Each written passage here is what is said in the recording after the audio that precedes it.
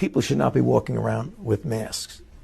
You're sure of it? Because people are listening really closely to this. Right now, people should not be walking. There's no reason to be walking around with a mask. When you're in the middle of an outbreak, wearing a mask might make people feel a little bit better, and it might even block a droplet, but it's not providing the perfect protection that people think that it is.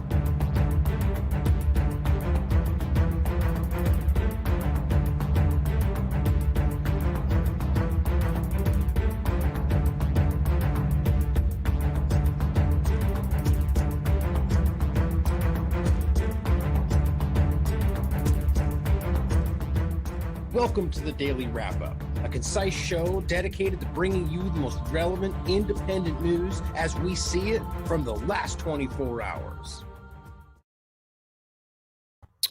Tuesday, March 30th, 2021. Thank you for joining me today. I have a really big show for you today. I'm going to do my best not to let it go for 3-4 hours, but I'm going to make sure the information comes through more than anything else, as is the point. So today we're going to go over a little bit of just a couple quick points on censorship to start. I have a few points on, as thoughts from the ether, Biden administration, a couple of things that relate to the larger discussion. But we're going to talk about fear mongering to start a little bit, about how clearly they are using fear and emotional manipulation to a level that I've never seen before. Not even, like a thin veneer of something else, just straight up be afraid because we're all going to die. Like it's like somebody posted that Simpsons clip where they's like doomed into the camera. And it's exactly what it feels like. Like it's a comical it's ridiculous to watch how over the top they're being. And this is coming directly from the CDC. You might have seen it. We're going to talk about masks in particular today, something that is really unnerving to see just the way that this is all going. And somebody made a really excellent point that we are the only reasons this is continuing. Right? The governments aren't the governments are setting the tone, but the police have said they can't enforce it. I mean, down the chain, they've made it clear that from an authority level, it's almost impossible to enforce. So they're relying on the store owners, relying on the individuals to put it upon themselves to do it, which is a crime, but they don't care about what happens to you. We're also going to get into vaccines, and that's the bulk of the show today. We're going to go through some informational inserts and just basically go over the information around each one of these. Actually, today specifically, Johnson & Johnson, Moderna, and Pfizer and BioNTech. We're going to go through those and show you the lies very clearly, right from the documentation. We're going to go through them and walk through how they're deceiving you about things like approval or emergency use and, the basic information, but some that even those that watch the show regularly will want to see. Very important stuff. The Moderna one is actually going through the Securities Exchange Commission, the SEC filing from when they first started in 2018. And you will be probably not surprised at all to find out the things that are listed within this document, including calling it all the things we pretend it isn't right now, and on and on and on.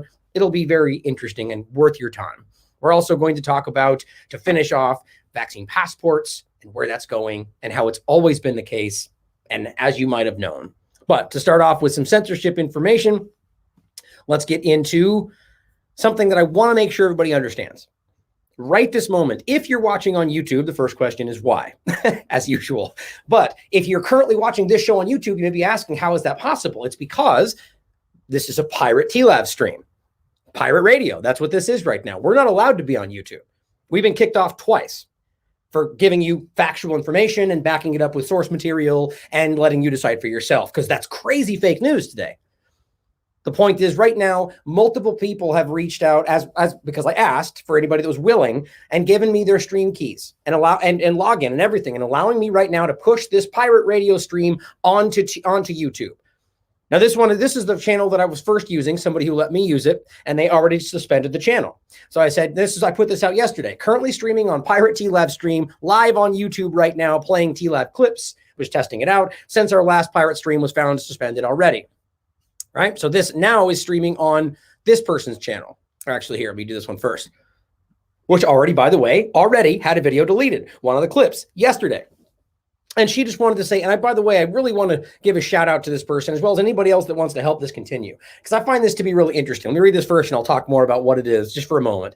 They didn't take long Here's a copy of the email. I can forward you the actual email if you'd like. I don't know if they're tracking email movements. And also, I'm not stopping now. If you want to keep posting, then by all means do so. And if you think it'll help the independent community, feel free to talk about what's going on other than her personal information. So thank you, Charles K. I appreciate that.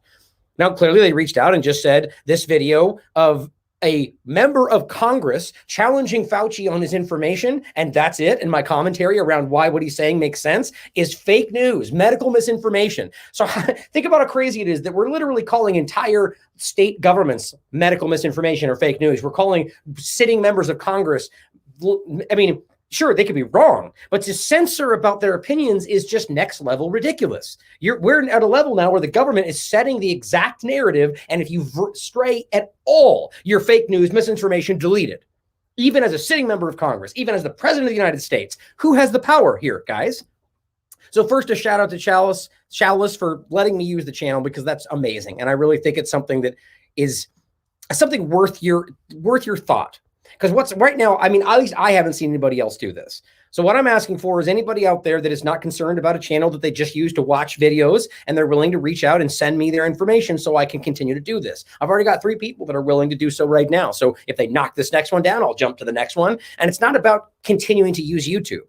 As you know, I don't care about YouTube. And the point is, I don't want anyone to be there. It's about pushing through their censorship to keep that video going to people that are there at no benefit to me. In fact, at all cost, including to the person helping. But it's about getting the information there that they quickly delete, but gets there. And if we continue to punch through, hopefully it'll draw more attention than if I had a channel. Where's this pirate stream keep popping up on 1,000 different channels? Imagine a month from now if they've deleted 15, 20 channels. That's a story upon itself. They're censoring channel after channel to channel for the same content. Interesting. We'll see where it goes. In any case, I'm going to keep punching this through while focusing on all the other channels. On that note, coming up in this next month, as I keep telling you, where we will hopefully be live with this new platform. We're starting demos tomorrow. So the point is that this is something that is real, and it is it's coming as we speak.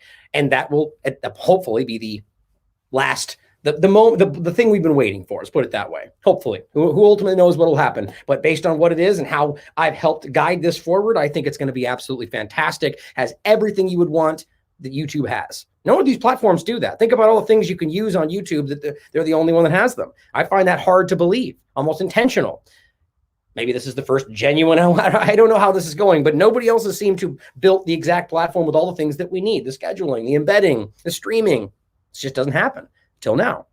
So we're going to keep punching this through and getting that information out there, which they don't want you to hear because they don't want that to happen. And it makes me happy to do things that they don't want to happen as long as it's factually based and I'm sourcing it and you can decide for yourself. It's crazy that they don't want that to happen. But anyone who wants to reach out, please do so. Ryan at thelastamericanvagabond.com. And just remember that there comes with risks. If you don't worry about the channel, then help me continue to push the information out. Now, next, I want to make a quick point, just basically letting you know that we put these clips out. Oh, and to that other point, I already went over that. Rand Paul, just crazy to me that's medical misinformation. But this guy, again, I just want to make another point here in regard to the two-party illusion.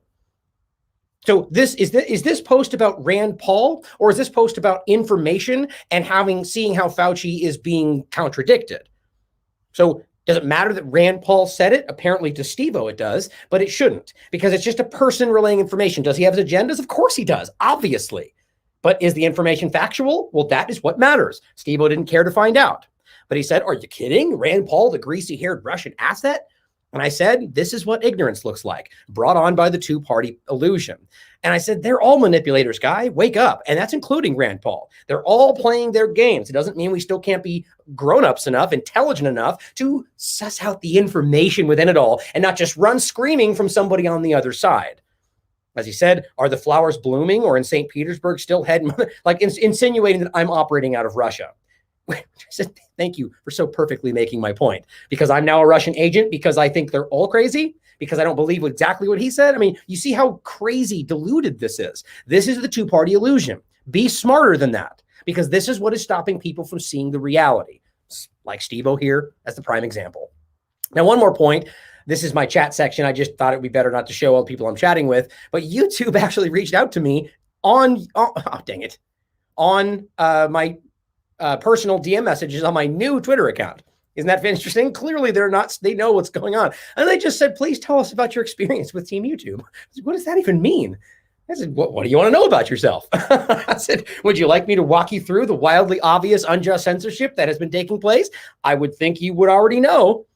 I'm happy to prove to you right here that this has been done maliciously, dumb, because I can't spell apparently, or that at the very least, in contravention of your very own rules, if this is actually an attempt to right the wrongs that have been done. If not, I'm very busy fighting through all the suppression to give people all the available information, not just what powerful people want them to see. I highly doubt they're ever going to get back to me, but I found it very telling. I feel like this is more of a, we see you, right? We know who you are.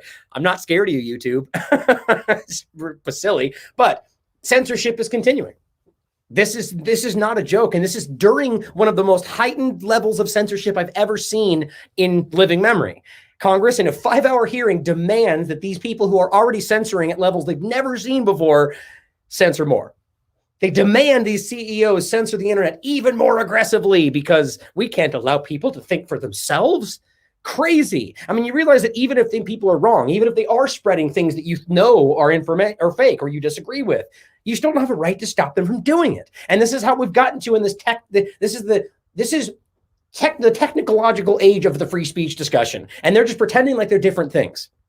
You have a right to speak your mind on the internet, on a blog post, on your Twitter platform. It doesn't matter. But they're pretending that that's different so then they can continue to control the information. So unless you can walk to your neighbor and tell them what you think, you won't be able to spread information. And that's the point. It's about controlling the flow of the narrative. And another point just on the tech, and I'm going to talk about this more in the future. I was actually pretty shocked to find out that Bill Gates, I shouldn't say shocked, it totally makes sense, but I just couldn't believe how obvious this is. Bill Gates is using Ripple, of all things, to fight global poverty. Oh, you mean FedCoin? You mean the one that we all know is totally not to be trusted and the one that's completely backed by all the wrong people? Shocker. So let's not be surprised when that becomes the one we're supposed to use to make this all work. That's the point. And this is what I'm talking about in regard to choosing what we support. Because not all blockchain technology is created equal. Not all cryptocurrencies are created equal is the better way I should have said that. Because they're different. And so the idea is they're trying to use this technology to control you, but we can also use it to fight back. That's very important to understand. These people are trying to frame cryptocurrency or even these platforms using it as completely co-opted, That's ignorant because they're taking all it's a tool. It's like pretending the internet and anyone who uses it is automatically a psyop and a shill. It's the same kind of all-encompassing argument that it doesn't really take into consideration all of the information and how these things are simply tools.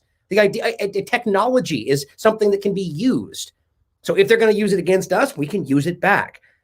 But to just drop it all and run away screaming because they're going to use it to control us only gives them the complete control over that tech to use how they see fit without our input, without our pushback. Which maybe is what these people are actually secretly trying to do that are counteracting this idea. I don't know, but at the end of the day, we should be open to all possibilities and especially things that can help us. But the idea that he's using Ripple just baffles me because it's so obvious how all these pieces are falling together. Now, bringing this into a couple of points about administration, things that I think you would find very important before we start off with the COVID-19 fear-mongering. Breaking 911 reports that the U.S. Sixth Circuit Court of Appeals has unanimously ruled that an Ohio university violated a professor's First Amendment rights by ordering him to refer to students by their preferred pronouns. This is a really important win, guys. Now, not because don't take this. I mean, it's hard because people are so politically invested in this. It's not about the idea that people don't have the right to be called what they want.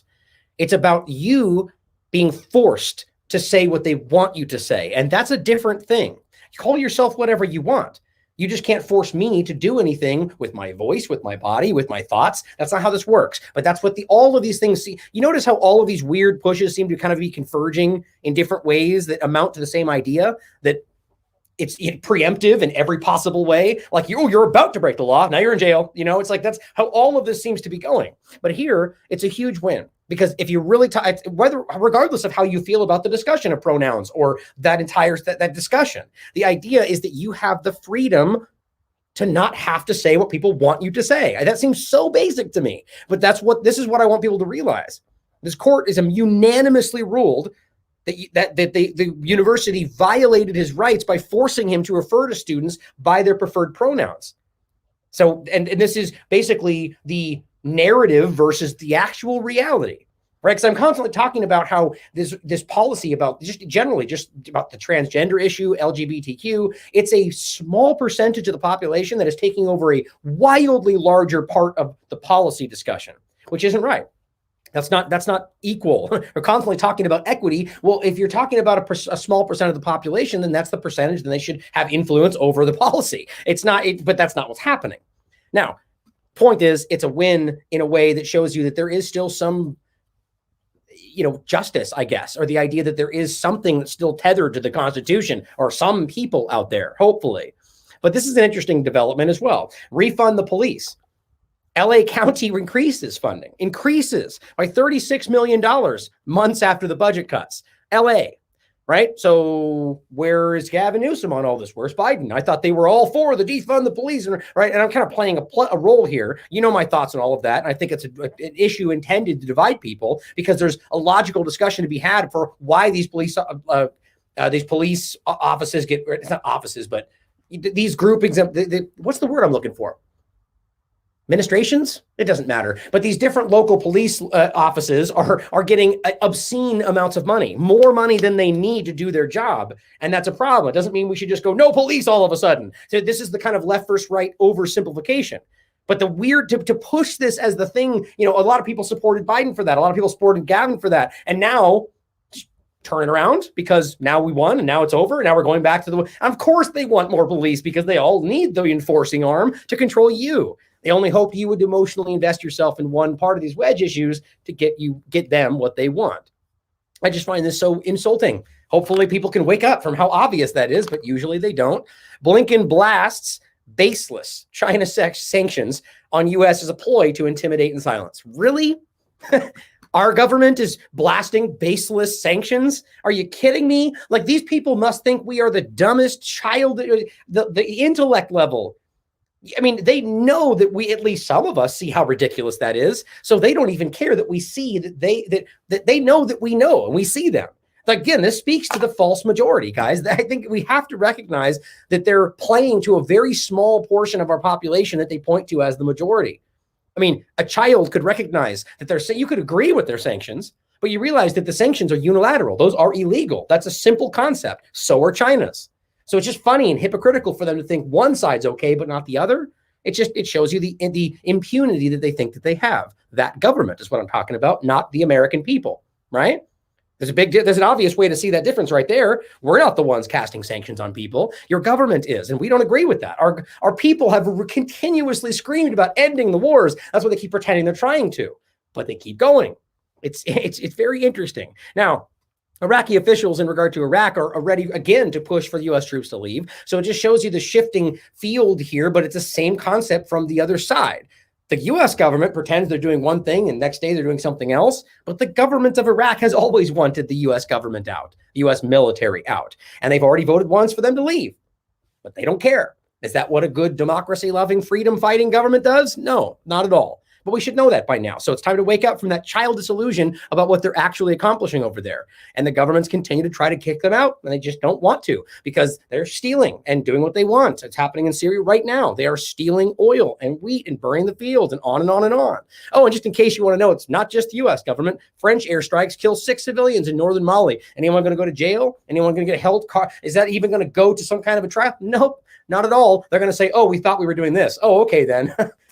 All done. We didn't, oops, our bad. We didn't mean to kill children. I mean, this is what we keep seeing from these governments, and it's sickening.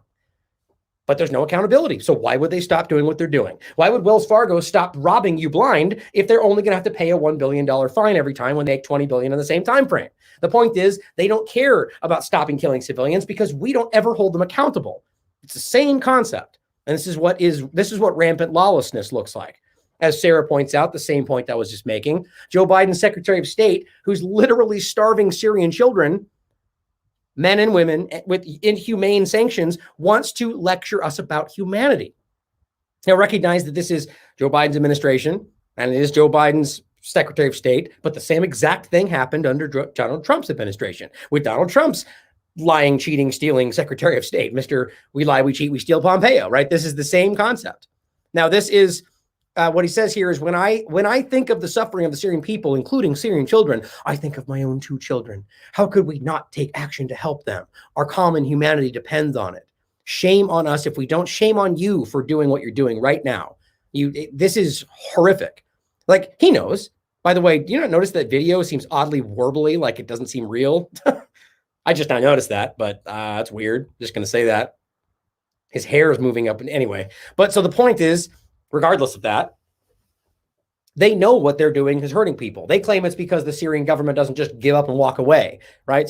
Assad's still there, so we'll keep doing things that we know hurt the children on the ground, but it's not our fault because he's staying, right? It's like holding your brother's arm and hitting his chest with it. And go, stop punching yourself, right? Is it Assad's fault or that you're doing that? I mean, it's just stupid. But it's all because good guy, bad guy. And we're willing to look at it that way because we don't want to recognize that what you're looking at right now is the bad guy. That's the bad guy. Young children. That's what you're looking at. A guy who wants to stand up there and pretend like he cares about children while he's doing things that he knows are killing children. Look at Yemen. Look at what's happening right now. They know that. I don't know how these people sleep at night, but they will.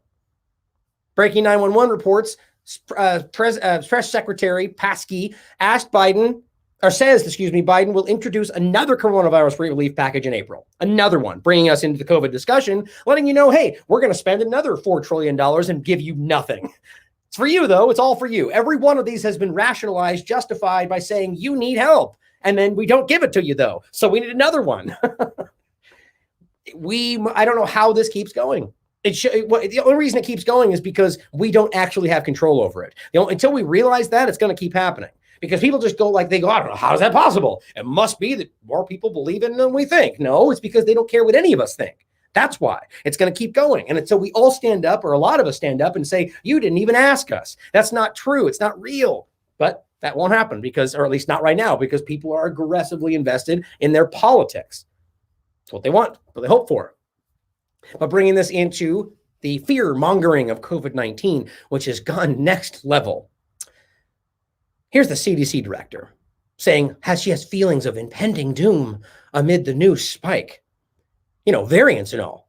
We don't know if they're more dangerous, but I feel like they are. I feel scared. So this is science. She's the scientist. So then we should be scared, right? As I said, trust the science, guys, in quotes. And in this case, that science is her feelings. Be scared. The science says so. Apparently so. This is not a joke, guys. This is legitimate. I'm scared, she says. Top U.S. I mean, you realize how crazy that is? To even say that? That is the literal opposite of what a leader would do. You don't stand up and go, God, I'm so scared, everybody. Now go back home and sleep tight. You only do that if you want people to be scared. If you were trying to keep people calm, you would get up and try to keep them calm. Now, there's a discussion to be had for honesty, but that's not the same thing. You can discuss the facts without screaming, I'm scared, or saying impending doom. This is ridiculous. This is Simpsons level fear mongering. It says top U.S. health official warns of impending doom as new COVID cases increase 10% in a week. Right. So there's a litany of factors that could and are increasing things up and down in certain locations, especially increased use of the PCR test, which absolutely has a false positive rate. You understand, even if they're using the correct cycle threshold. The more you increase the cycle threshold, it only increases that false positive, but it's there. That was not acknowledged in the very beginning. When they go up to 40, 45, they can control the increased spike. Or when they keep it where it is, you just always get a general false positive rate. So if you test more, you will get a spike. That's what we said in the beginning. That's what members of our government said in the beginning. But it's all fake news because we can't question the gospel of the COVID-19 agenda. It says, I'm going to lose the script.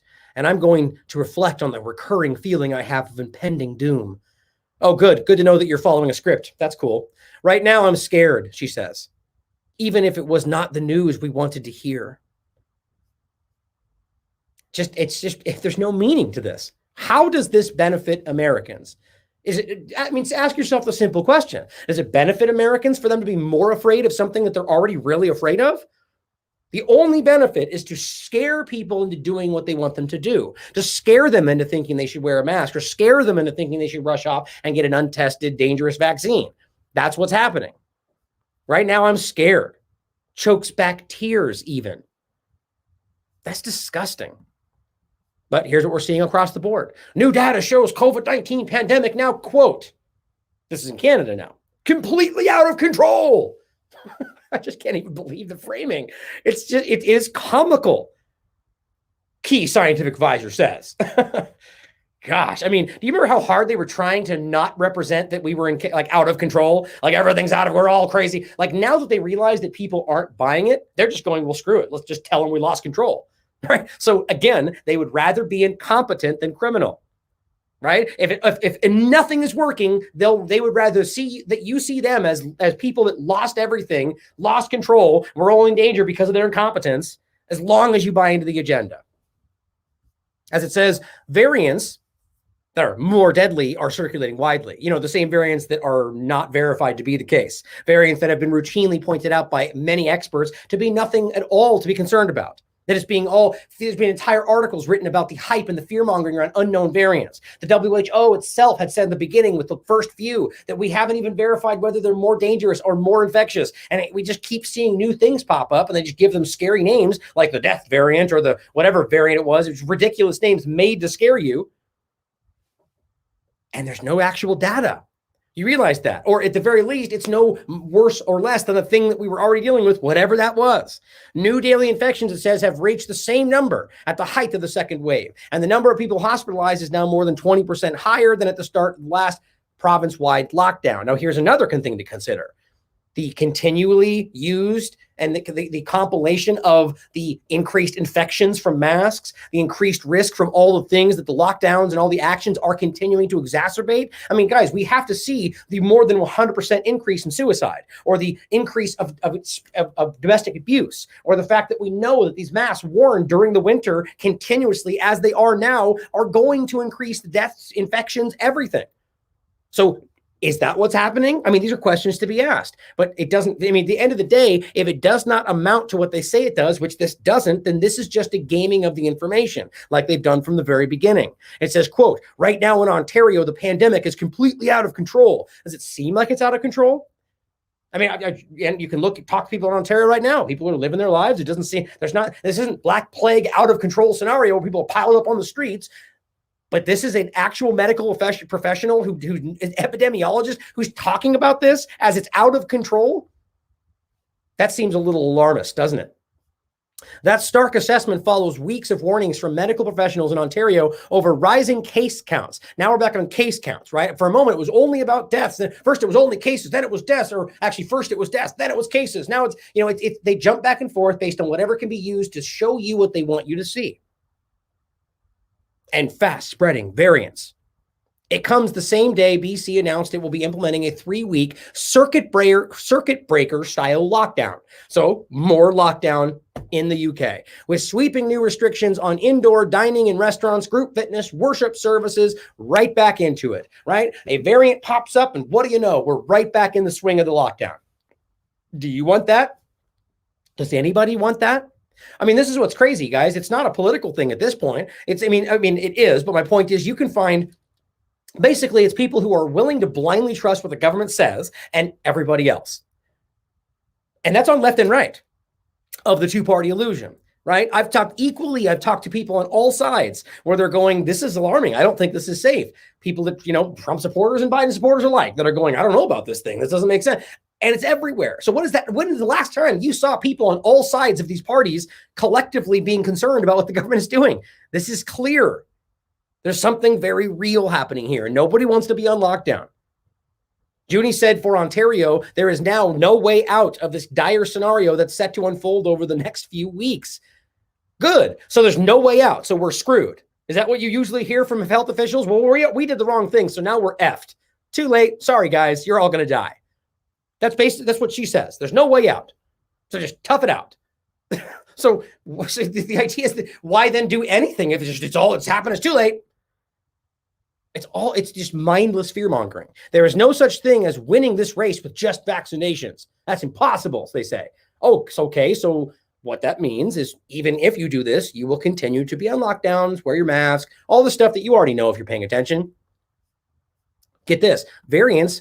Now, 67% of these infections. Is that the case? Or is it just a small, what do they say, amino acid change? That may be the wrong term. One of these experts was talking about this, saying these are very minor changes that the media is blowing out of proportion. 67% of them? Well, seems like it. The table's latest analysis, first reported by CBC News on Friday, shows new variants of concern, 67%. Compared with the early strain that circulated, the variants, which are primarily B117, the variant first identified in the UK, are proving to cause more severe illness. Now, this is the point to think about here. Is that what's happening? Have we shown that this variant is in fact causing more illness? We haven't. The briefing note outlines that the variants are associated with more than 60% increased risk of hospitalization, a doubled risk of administration. This is association. So that they see this, they believe, because what they're told is this is a new variant, so they just simply continue to think it's the new variant. It's associated with it. That is not the same thing. It'll continue on. It's not trusting the science when you only look for the science or the people saying what you want to hear. It's looking at the full picture and all the different expert opinions and looking at it as one big picture, not only the doctors that say what you want to hear. I don't know why. I don't even know why I have to say that. I mean, it's like, this is what's funny is this is what they say about people like us. But here Randy has to say, and this is exactly what's happening. Irresponsible fear, not facts, are generated every day and promoted by the mainstream media. Welcome to our medical junta. Like a dictatorship that controls our country. New data shows COVID-19 pandemic now completely out of control in Ontario. Key scientific advisor says. I would say that seems pretty damn clear. And I would agree with that. Absolutely. Now, as Charlie Robinson points out from Macroaggressions with Charlie Robinson, his podcast, good show. This really just think about this as from the point. And think about the parasite stress theory we talked about. As he points out, the last part's important. In the 60s, the KBG did some fascinating psychological experiments. They learned that if you bombard human subjects with fear messages nonstop, in 2 months or less, most of the subjects are completely brainwashed to believe the false message, to the point that no amount of clear information that they are shown, to the contrary, can change their mind. Now, where does that sound like? Sounds like the world we're living in right now, doesn't it? That's why we're seeing things like this. Be afraid. You're all going to die. All right? It's a pandemic. It's a virus. Just like parasite stress theory. People will fall into line. They know this. And if you were going to be setting up some kind of long-term, 15, 20-year plan to alter evolution with nanotechnology or create the Great Reset or bring in the technocratic state, well, you would need something to get people to fall into line. Sure seems like a good option, doesn't it? Well, as somebody commented here, great. This is a really interesting analogy. Now, I've always tried to kind of stray away from using the term sheep because it's, the point is it's never good to undermine and insult the people that you're trying to reach. Sometimes it's necessary or maybe just fun, but kind of kidding. But at the end of the day, it's not conducive to actual change. And we don't want to insult people. In fact, I find it best these days to even just pretend like you agree with somebody. Right? They say, oh, masks work they work perfectly and they're going to save us all. And you go, oh, I totally agree. But you know what? I saw this study the other day that made me think something interesting. And you give them that study. You know what? They're going to look at that study a hell of a lot more than if you disagreed with them and said you're dumb and then gave them the study. Right? But in this case, this is a really good analogy.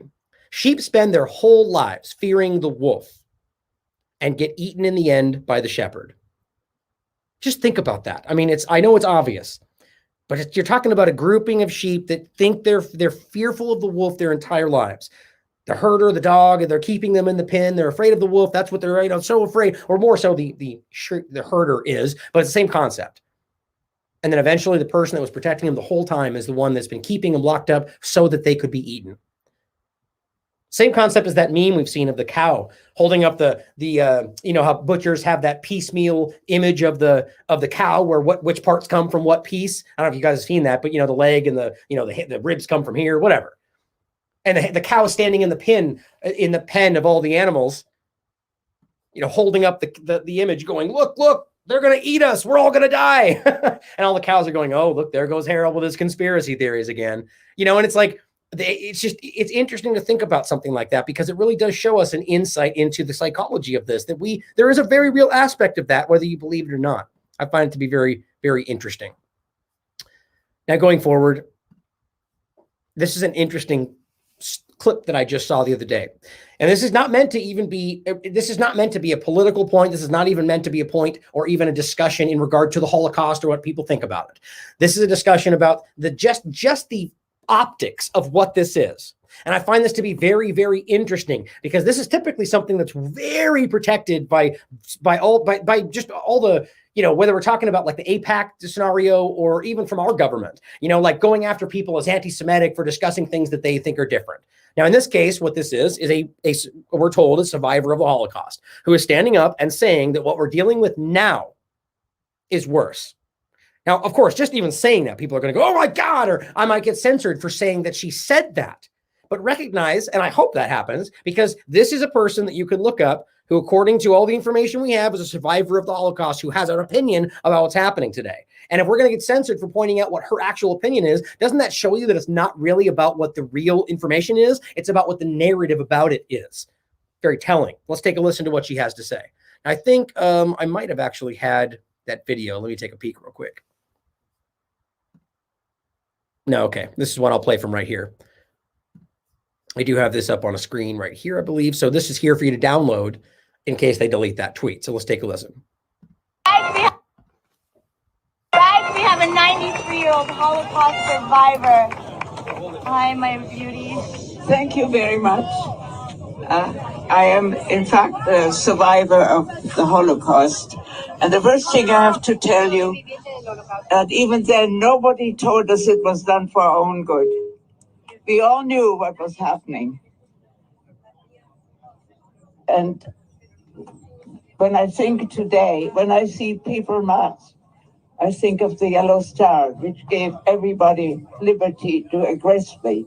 So they've seen the masks like the star, which gave them the liberty to do things to her, spit at her. And what's interesting, though, is that the interesting difference to what she's talking about is they all knew what was happening versus now people are convinced that what's happening is for their own good and it's good for everybody. So you understand the concept, not that, what happened or the story about what happened is worse necessarily, but the fact that people can't see through what's happening now and where it could lead. It's very interesting. To insult me, to call me a carrier of disease. Oh, my love. To spit on me even. I love you. I would like to tell you that this is worse. It is more insidious. It concerns more people. There is a hypocrisy in the public narrative that is absolutely unbearable, to say that we're doing this to protect the old.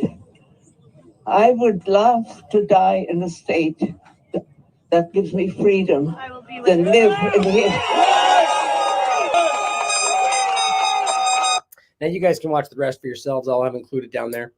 It's just the idea of what's happening there and how interesting it is that people would be like, so again, so if I were to stand up and say that, I would be it'd be an instant deletion. They wouldn't even give me a reason, right? This is one of the most sensitive discussions out there, which people have been deleted for left and right, which again, you can be upset about the point, but I argue people have the right to say what they want about these things. Right? That's the idea. That's what free speech is. Now we have the right to point at them and say, well, you're a disgusting person. That's always how this goes. But the idea that you're not allowed to say, question historical events like 9/11 and say, well, we disagree. It didn't go down that way. And that you get censored for doing so is absolutely out of this world.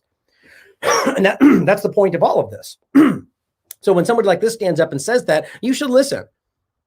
You should consider the point, especially if you believe what all this is. If you believe we're doing the right thing, how can it be possible that someone like that could have that opinion? Just a thought to have, thought experiment.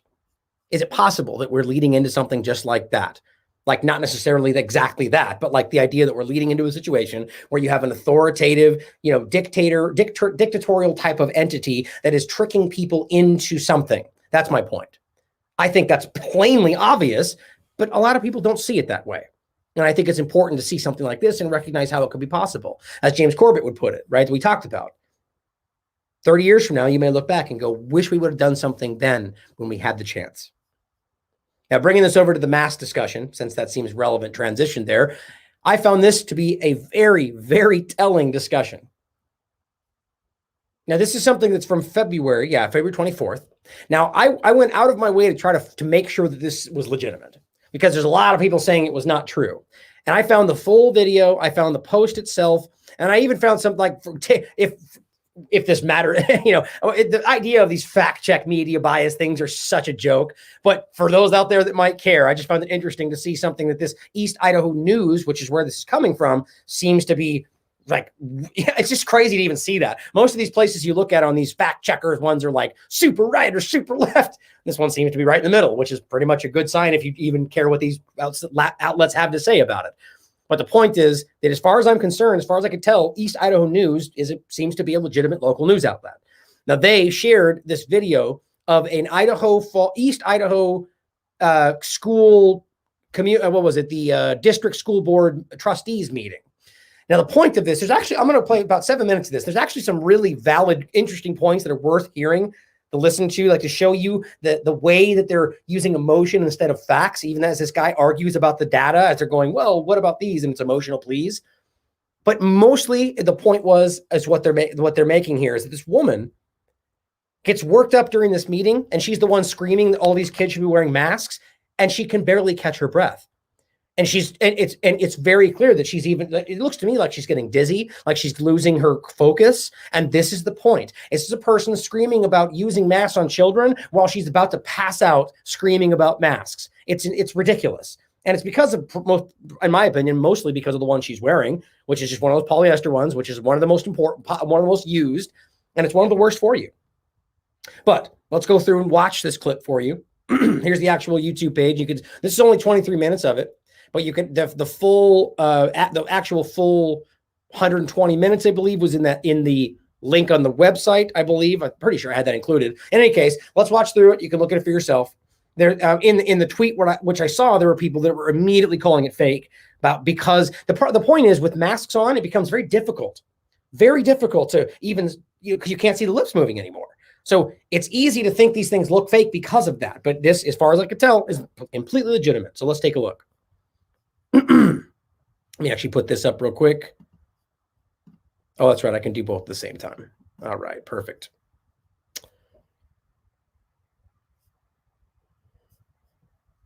Wait, maybe that's not the right one. Uh-oh. I'm sure. Nope. I'm pretty sure I downloaded that. Son of a gun. Hold on, guys.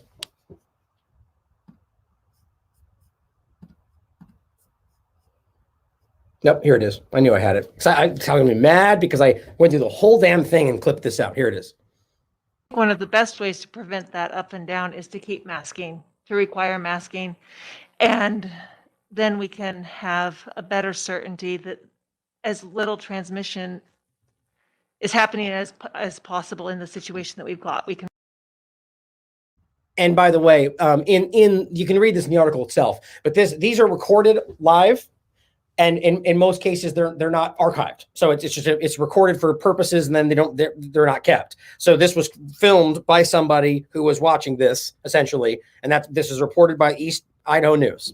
And so basically, this is you'll see what I mean as you watch through it. But on top of this itself, I went through and looked for any type of pushback which we would normally see because this has been covered all over the place over the past months, but I haven't seen anything saying fake or anything like that, which is interesting to me. Reduce the transmission with the masking. And I think that we can reduce yo-yoing and up and downs if we stay with requiring masking. The data doesn't show that.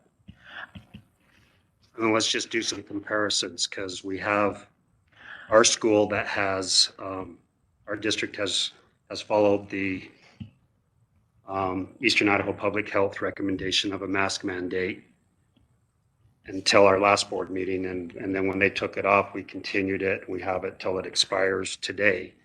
But if you look at our neighboring schools, for example, Rigby and Madison, who don't wear masks in their schools, based on what you're saying with the yo-yo effect and spiking in cases, if we were to remove the mandate, they haven't experienced that. They haven't seen that. So that is very valid data, right? It doesn't mean there's not something else that could happen, right? There could be another explanation, but that is the science. That is the real information. There's nothing else you should go on other than the actual information. But what you will see them compare now is they emotional pleas, things that are not the same about, well, we don't know, like the undermining of it. We don't know what they're doing over there. Well, how does that argue opposite of what he just said? By saying that we don't know if that's accurate doesn't give you something that argues why you should. The data is all you have, and all they're going to do is argue why that doesn't make sense and then emotionally plead why they should. Data doesn't show that if you don't require a mask, that all of a sudden there's going to be a spike, or there's going to be a yo-yo, or there's going to be drastic increases. Because if that were the— And I would add, by the way, real world data, as I've shown you from the whole country, including on states themselves, has shown that's the opposite of the truth. In fact, it's shown that they're basically exactly the same regardless. The case, we would see it in Madison School District. And we would see it in Jefferson School District. And according to the data on Eastern Idaho Public Health's website, when you can scroll down to individual cities, it's not there. They're no different. Their data is no different than our data here in Idaho Falls and Bonneville County. I want to be clear. I'm not against masks. If people want to wear masks, I think they should have the right to wear masks. Let them wear masks. Their prerogative. Fantastic. I find that to be so ridiculous because think about it. Before all this started, was it okay if kids came in wearing masks? Of course not. They would never allow it. So is it their prerogative, or is it now only because we've changed our society? Right? This guy is willing. This guy is so afraid. Like it's very clear when you watch the whole thing that he's very clearly not okay with masks. And he's constantly pointing out the right things about how there's concerns and how there's misinformation. But he has to say that because otherwise they'll all team up against him. Right? That's my opinion. But what's interesting is that I don't feel we should promote. Go ahead, wear a mask. Your prerogative. Right? So go back to 10 years from now and walk in with a mask on your face, and the teacher would never allow that. In fact, they'd probably say it wasn't okay, probably unsafe. But now he has to counterbalance what he's saying with no, don't get me wrong. I love masks. We all love masks. But, you know, it just shows you the insane level of propaganda and social engineering that's going on. I just don't feel like it's our role to mandate a mask. Give people a choice. Laura, how often has the CDC been to our district? You know what? The CDC doesn't visit any school districts. Exactly. That's my point. They are creating regulations. No, you interrupted me, Paul. Country. You interrupted me. Go ahead. Please do not interrupt me. And that came out of nowhere, too. They make recommendations for the entire country based on their knowledge and their understanding of what is best for everyone. And they don't need to visit our school district to make recommendations for everyone. And they currently have recommendations out that with the current level of transmission in Bonneville County, that we should be. Before it even gets bad, that's not even bad. This is exactly what I said with Biden and everybody else. You do not normally go in between every word. That's not how, this is a problem. And I don't know why it's so hard for people to see it. It's you are either already suffering hypoxia, or you've already gotten to hypercapnia because you're breathing in your CO2. That kind of mask is worse than any in that regard. But she is breathing out heavily in between. She's struggling for air. And you'll notice multiple points where she loses the word she's looking for. She's confused. And this is a person that is screaming irrationally that we have to put all our children in masks. In hybrid for the level of transmission in Bonneville County, that we should be in hybrid for the elementary schools and virtual for middle schools and high schools. Jeez. And we're not following that. But I do think that we should follow their request and their recommendation for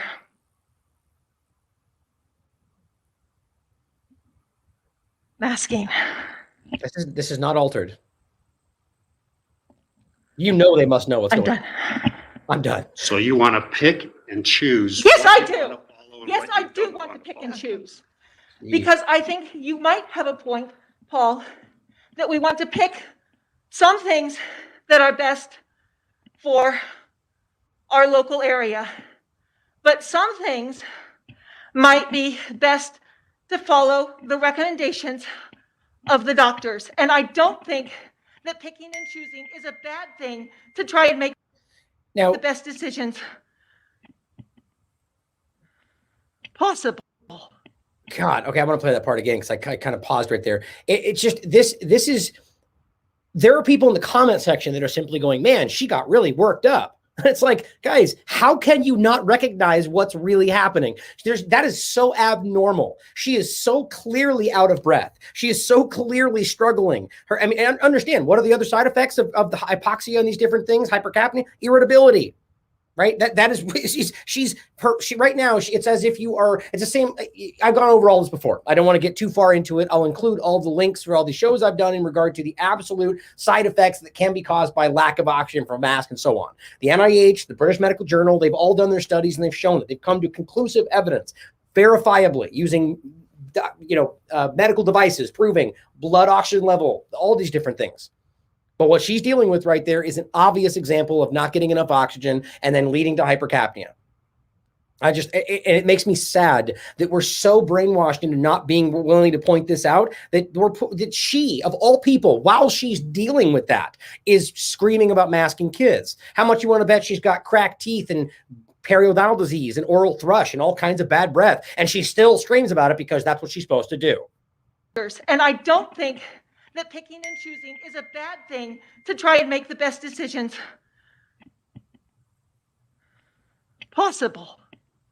Wow. And you know what, Paul? I actually agree with you as far as whether or not our schools can be open. And that's why I said we can pick and choose, because we know our district and whether or not we think we should be open for in-person learning or not. But masking is a thing that the doctors and the scientists have shown that wearing masks reduces transmission. And that is fundamentally false, right? This is what she's led to believe, but this is why we don't allow fourth grade to whatever teachers to make medical decisions for the rest of society, because she's wrong and she's blindly listening to what the authority told her. And that's why she's irrationally screaming about it, because she's scared to death, right? It's not the truth. All of the random controlled trials, and I've shown you them myself, have come to the conclusion that there's not any statistically significant difference in transmission with any of these. And guys, this will eventually come out. There's far too many people that know this, that have seen this, that are experts and PhDs and everybody screaming about this reality. It'll eventually taper down. I just don't see how it can't. But people like this will always scream that they were doing the right thing, because in their mind, the right thing is doing what you're told. And we need to reduce transmission as much as possible so that we can stay open, which we as a board have decided is the thing we want to do. And so we need to do everything we can within the parameters of our schools, and that we have decided we want to be open. We need to do everything within those parameters to stay open, and I think masks are the way to go with that. So how does Madison have school 5 days a week and not have masks and not have spikes in COVID? You know what? I don't know, Paul. I don't know. Okay, you see what I mean? So he is very calmly pointing out data. You can't. They have done that, and they have not seen that. By the way, he's not just pointing about one school. You can watch the whole thing. He's got data on all sorts of schools. He's referencing 2 in that last point. 2 of these different schools have seen this and have done what you're saying they shouldn't, and they're fine. They haven't seen a spike and so on. Just to say, I don't know, we're going to do it anyway. That's not logic. That's not science. That's irrational emotion. These are the people deciding for your children. 5 days a week and not have masks and not have spikes in COVID. You know what? I don't know, Paul. I don't know. And I frankly don't particularly care. I want to make a decision for District 91 in Idaho Falls. And I want to make my decision based on being a trustee of District 91 with what I think is best for us. And Madison School District and their trustees can make what is best for them. Okay, so you don't care about the facts and the data. Cool. We want to do what we want. So she wants to do what she thinks is best, regardless of the facts, because that's the point. That's exactly what she just said. Make you feel good? Right. I think we can take the data, though, that's from Eastern Idaho Public Health and learn from it. They could not be testing, though. I mean, it all goes back to, are people getting tested when they're sick or not, too? So that because of an unknown, because we don't know whether or not they might be doing this thing, we should ignore all the information and instead look to what we don't have over here, which is information, right? So we're just going to trust the authorities because we only have data on the side that supports the thing we don't want to do. That's a choice. That's a conscious choice to ignore data and do what you feel you should do. They could not be testing though. I mean, it all goes back to, are people getting tested when they're sick or not too? I mean, Their testing rate, I would have to grab my computer. Their testing rates on Eastern Idaho Public Health website too. They are testing. It's posted. For all we know, Paul, they're sending their kids to school sick and no one's getting tests. He just said that. We don't know. He just said We're not up there. But well, and masking also then could change our quarantine. Right now we have 1 case and 0 in quarantine. We're on the heels of spring sports. 1 case. And they want to keep masking all the kids. It's just disgusting. Do we want to have that windfall of quarantine and the barrage of emails about healthy students being quarantined because now we're... Okay, so she's saying the hypothetical. Do you want that, Paul? Right? Do you, because of your thing that you have data to back up, and we're scared? Do you want that to maybe lead to what we think it might lead to? That's not a logical argument. This is about emotion. I hope you guys follow what I'm saying. I mean, it's very clear. Not masking, or one person is choosing to and the other one is not. This is happening. There's that to consider as well. Across the country. sure, and of all those kids that we quarantined, how many of them got sick? Super important. That's not the point, Paul. Yes, it is. No, it's a question. Of all the kids that we quarantined before, how many of them got sick? If I remember right, it was 4 or 5. Wow. Not very many. Yeah. Well, I don't even think it was that many out of the hundreds that were quarantined. Hundreds of kids quarantined, and only maybe, he says less, so maybe 3, but 5 or less kids actually got sick, and they quarantined hundreds of kids, right? Yes, of course that matters. But you see, they don't care about the data. They care about virtue signaling and doing what they think that they should because government told them to. This guy is the only one that has any reason in this entire discussion. Otherwise, the other people are just not speaking up. But all of this is not just about the students. It's not just about the teachers. It's also about the community. And here comes the last final plea when you're losing an argument. We have to do what's best for everyone. Okay. And how do we guide that? Oh, that's right. The data, right? But no, just arbitrarily saying what's best for everyone is doing what we just said. We have no data to back up, but because we think we should. That's best for everyone. That is another emotional plea that goes against the data. They're out in the community too. If we can keep them masked for several hours out of the day when maybe there could possibly be Okay, he just said that they're based on the other groupings that they're not having that spike. But maybe just because they might be able to do this, maybe, and we didn't have any evidence of that before, we're going to make all these kids wear masks and take the side effects. You see, it's just unbelievable. Like, I expected a little bit more information here. I mean, these are teachers, for crying out loud, but this speaks to the broken nature of our entire education system. These people are simply brainwashed repeaters. Transmission, there's a thing called viral load too, that when you're masked, you might not get that full effect of the virus if you happen to contract it. There's a thing, viral load, that she completely doesn't understand. Yeah, shocking that she very clearly has no idea what she's talking about. We just talked about this. Here's an actual medical doctor who will inform you, whatever your name is over there. I can't see it. Here's the truth about the thing that she just spouted off and knows absolutely nothing about. Here's the second myth of mask wearing. And this is actually, I read this by, this doctor is actually an infectious disease doctor out west. And I read this was in like not a medical journal, but just a newspaper or something. But she says, by having a mask over your face, it filters out the majority of the viral particles. So even if you do get exposed to COVID, you're going to get very little virus in. And if you get COVID, you'll get less sick. That violates what her own literature is saying. Yep. Okay. I mean, the principle that there's less virus, less illness. We actually used to believe that took a lot of virus to produce an illness, but that is a flaw based on the way we used to do the testing, the serious science. The way we used to do it, right? So this is information that these people know. The experts out there, the doctors, scientists, they know this. They know that things have changed, but they're playing on the ignorance of the average person. But now we believe, and that's in her literature, one influenza droplet can cause you to get the influenza and 6 adenovirus. So These are very, very small numbers. We're down to basically it's one particle can give you disease. Yes, right. I know KB's creations. That's not the point, though. right? And I'm not saying I necessarily agree. I'm still up in the air on that point. Someone's commenting about germ theory, and the point, that's not the point here, right? I get that, and I'm interested in the topic. The point is about the narrative, right? This is the narrative from within this conversation from people that believe in that. And this is the contradiction, right? So I get your point's not bad to bring up. My point is, though, is to always try to argue from within the narrative to contradict that narrative, right? You know how this goes. But here's the next thing about it actually filtering out the majority of particles. In addition to what I just showed you with Dr. Todd, let's see the next slide. Serious scientists did things like this. This is from the Maryland Institute of Applied Environmental Health in 2013, and they actually put people with influenza in a hermetically sealed container. They put them in different kinds of masks, and they had them breathe. And a couple things that comes out of this, and some other similar studies. The first thing is, yes, it does keep the big particles in, okay? What gets out are the very small particles. And here's the catcher. When they actually cultured these things, they found the big particles don't have live virus in it. It's the tiny particles that have the live virus in. So your mask is saving yourself, you're saving all this dead virus, and you're letting the live stuff go. Exactly.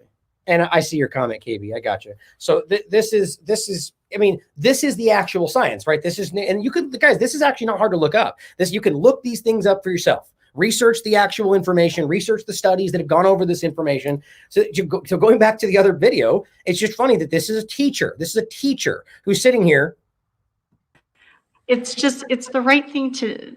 Let me go back to it. That this is this teacher that is spreading this information, right? And she's clumsily trying to explain to a woman-splain this thing to the guy here, right? About viral load that she doesn't understand as he's holding the actual data. That full effect of the virus.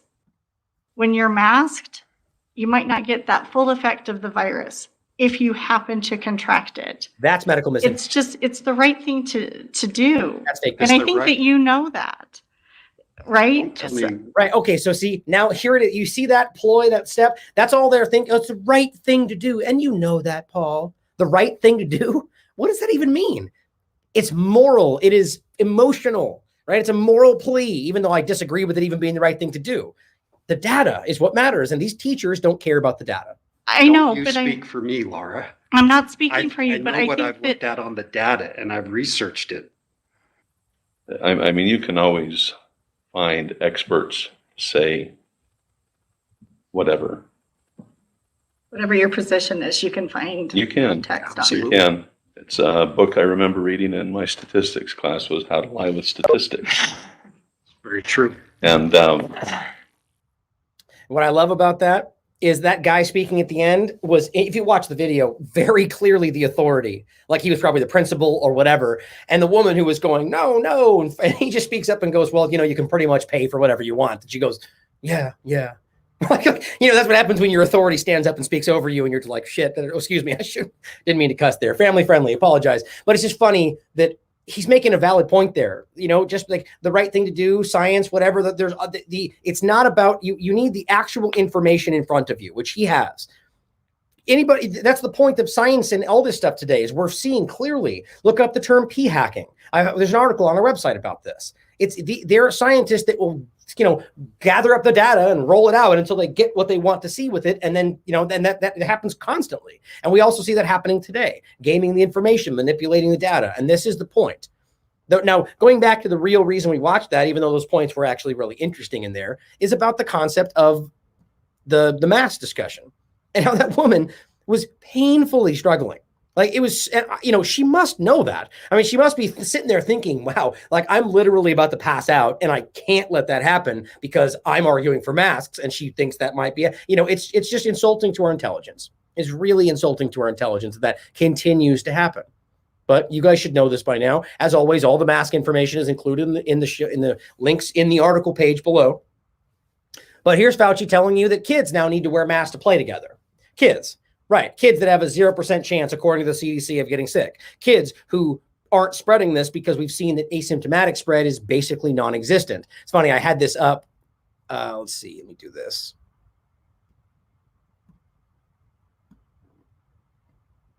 I had it up, but then I put it away because I wasn't sure if I was going to need it.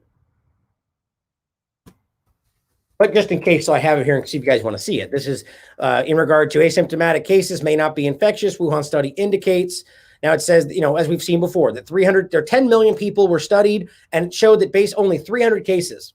That was it. Basically non-existent. And of those 300 cases in the study, they find that none of them were infectious. So there is not asymptomatic spread according to the science. This isn't the only one. There's been at least 3 or 4. I should actually grab that one, but I'll give you afterward. Of the compilation from Igor Cummings. I think it was at least 15 different studies that came to this conclusion. And there was another 10 that were challenging the way that they were being done. Not the studies, but the lockdown stuff. And this is the point. Or excuse me, the asymptomatic stuff. But this is important because it shows you that there isn't in regard to the science. Now, it doesn't mean that they couldn't be wrong. But when they say trust the science, this is what it is. There haven't been studies that show that in the same way, with the same style, that there is asymptomatic spread. So are they trusting the science? No, they're trusting the narrative, which they're hoping you think is the science. So when he says that kids need to wear the face mask, he's implying that they either eventually get the vaccine or that they'll always have to wear face masks forever.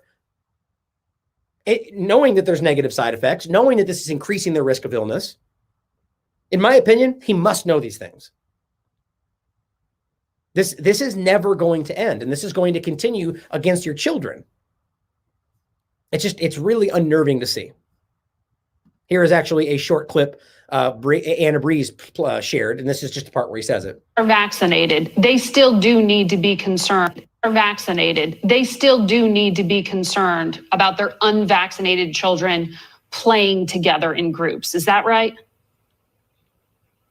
Yeah, the children can clearly wind up getting infected. When we talk about what you can do when you're vaccinated, you can what you can do, right? You notice how quickly it's become that, where the government's just telling you what you're allowed to do, who you can hug, who you can see, what you can do with your life, because danger. Certainly have members of a family, if the adults are vaccinated and you're in the home with your child, you don't need to wear a mask and you can have physical contact. When the children go out into the community, you want them to continue to wear masks when they're interacting with groups from multiple households.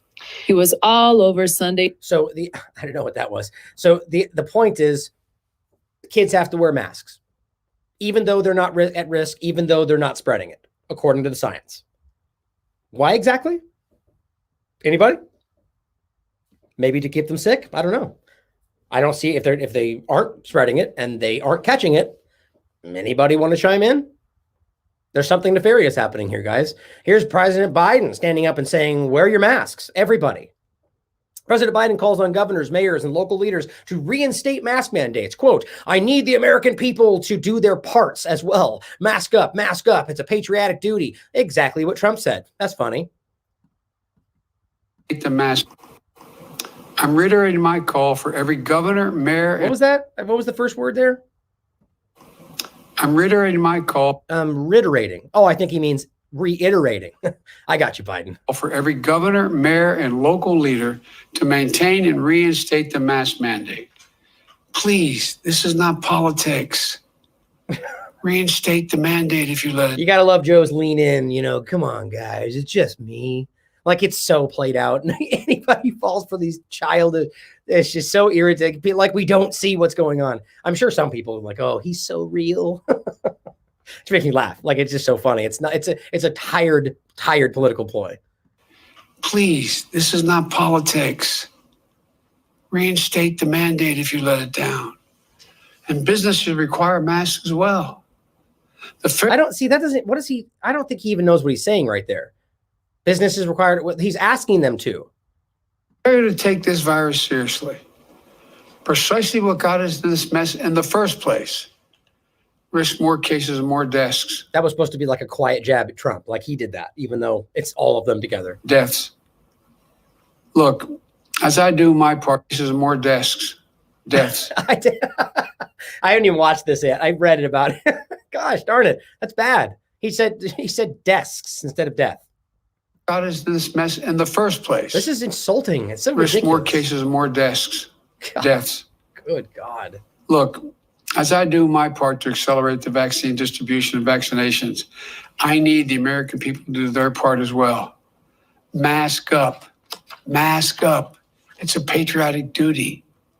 It's the only way we ever get back to normal. Ever, he says. Right. So there's no such thing as natural immunity. There's no such, there's the reality this thing was already tapering off before all the start is totally not true, or the new variants or the new things that could create this continually ongoing concern.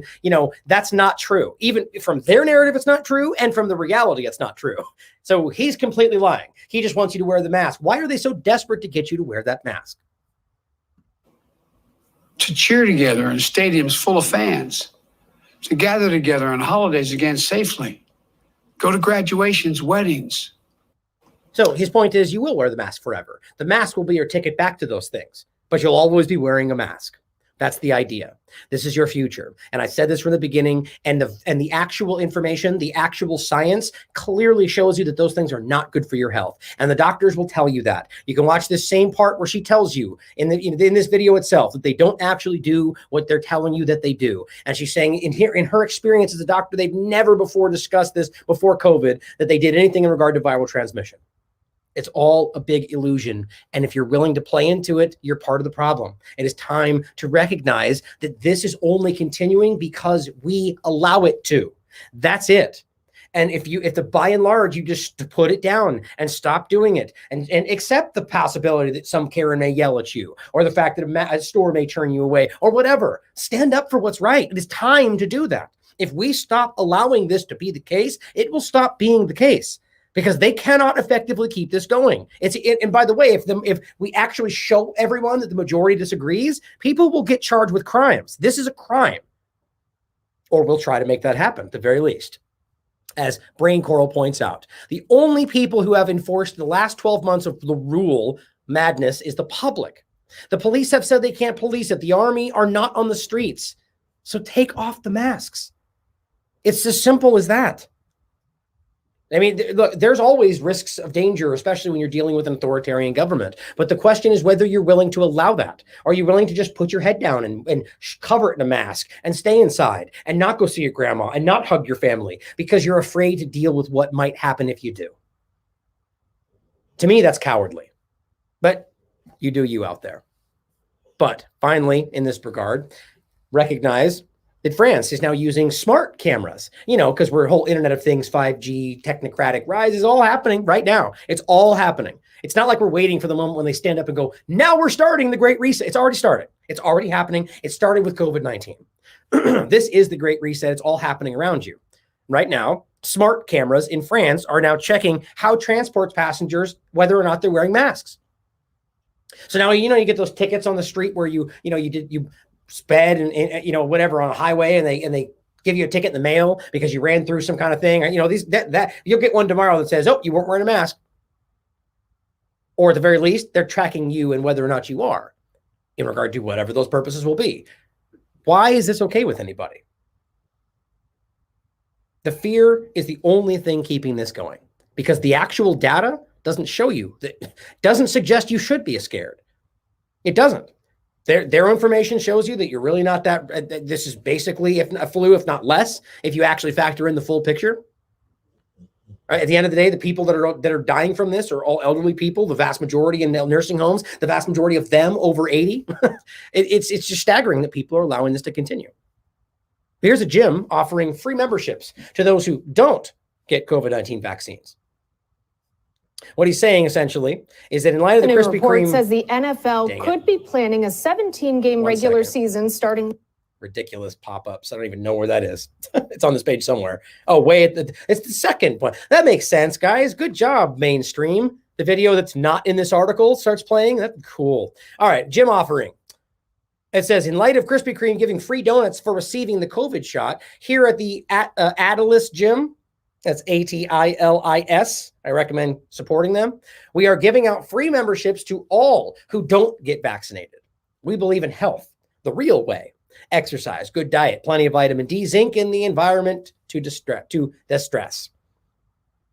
No, they're going to hate that, which is why they're censoring this and they're attacking people for saying it. But the reality is it's always been your choice. It can't be a crime to tell people that you don't want them to get the vaccine. But that they're censoring for that. This is their business. They're allowed to say what they want. But they're being censored for even putting this out there. The reality is that you have every right to do this. And in fact, it's your right to turn this thing down. That's why they're trying to spin this into some kind of coercive measure. And we'll get into vaccine passports next. But I wanted to give this group a shout out for challenging what's happening.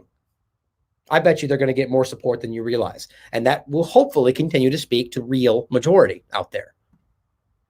But here is somebody posting this discussion about that, about one of these places. This one, and this was, let's see. Oh, it looks like this may be actually a different one, but maybe it's the spread. Let's see. Oh, right. So this is actually different. Similar discussion. I forgot that these were separate. It says, to be advised, and this is from CP Fitness, to assure the safety of our staff and existing clients, CP Fitness will not be accepting new personal training clients, and this isn't a joke, by the way, who have taken the experimental vaccine.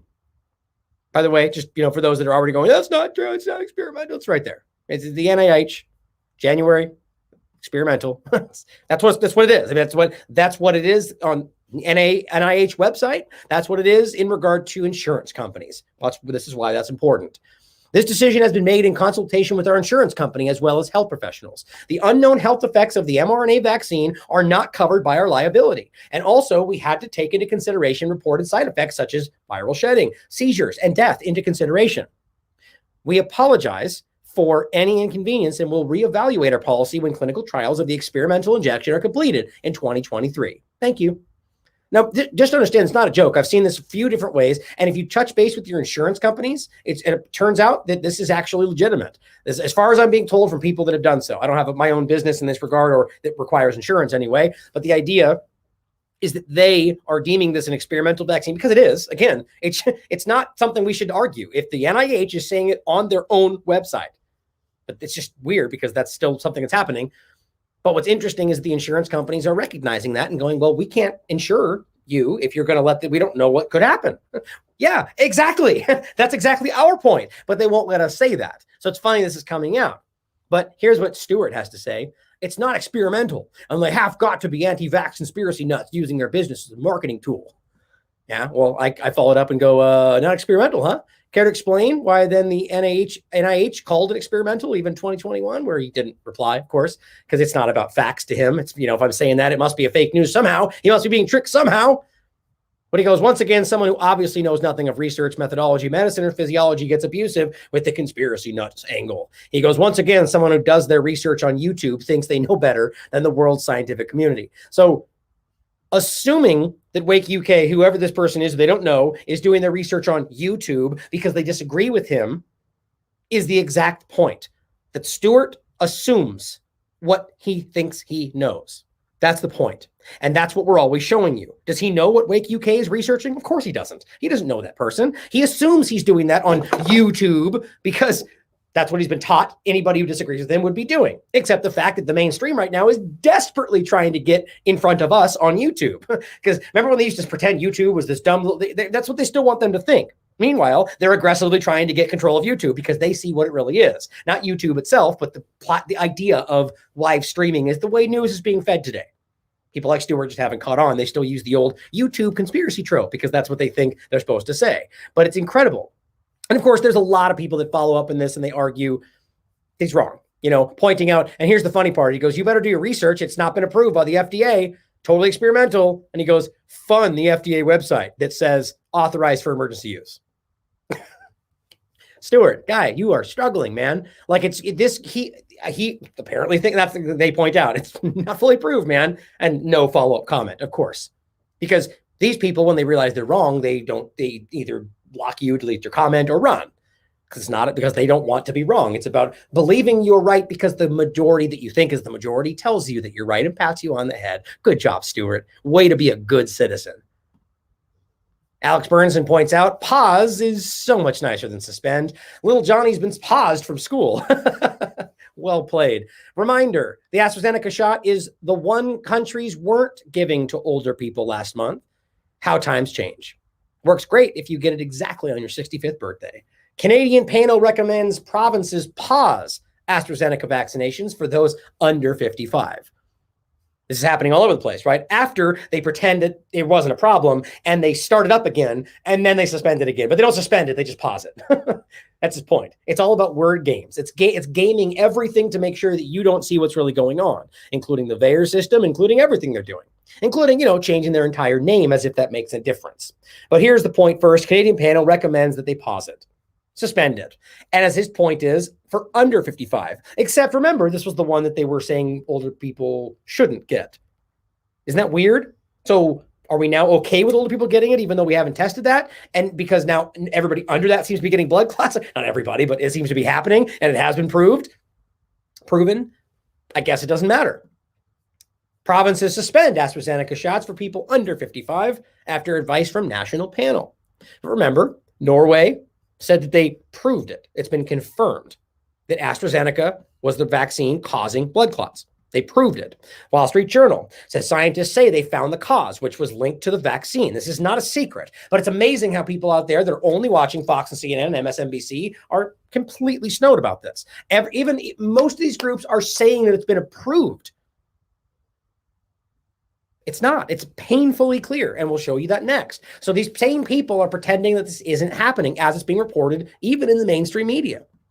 Here's an actual study. It is a preprint, as I showed right there, but nonetheless, it is a study that has been concluded, defined. This is, excuse me, this is as of March 29th. This is as of yesterday.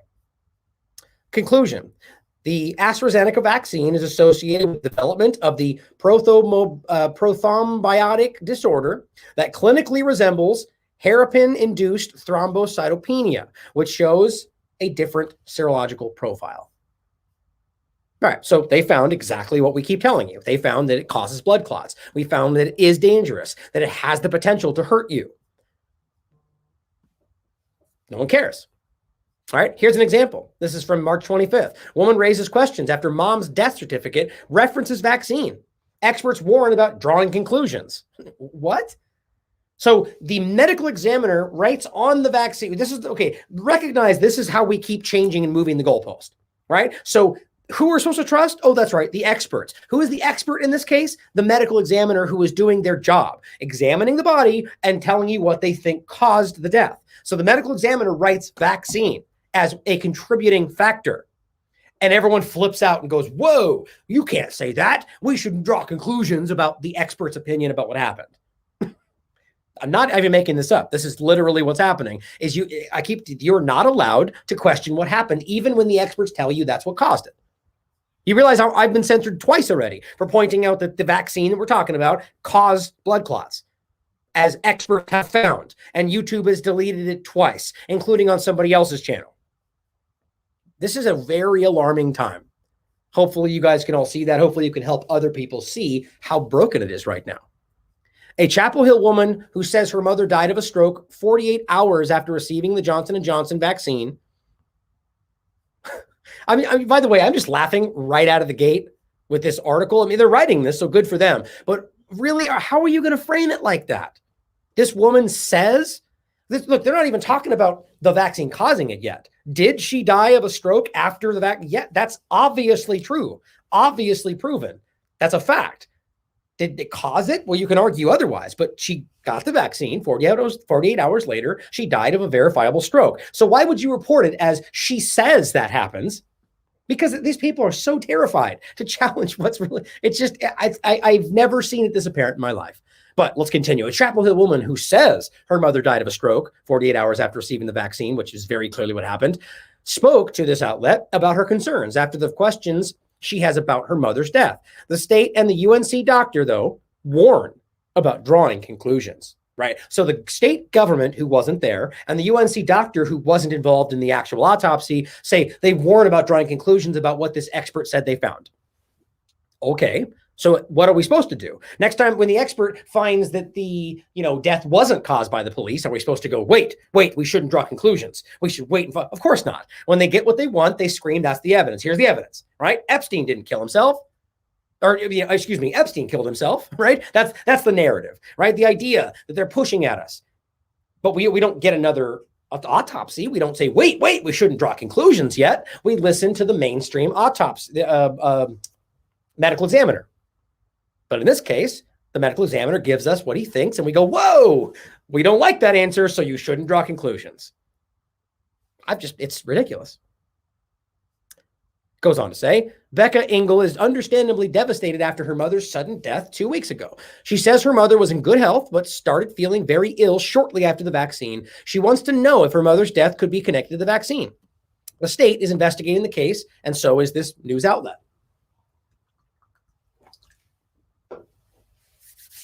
Quote, I have texts from her saying how excited she was to get the vaccine.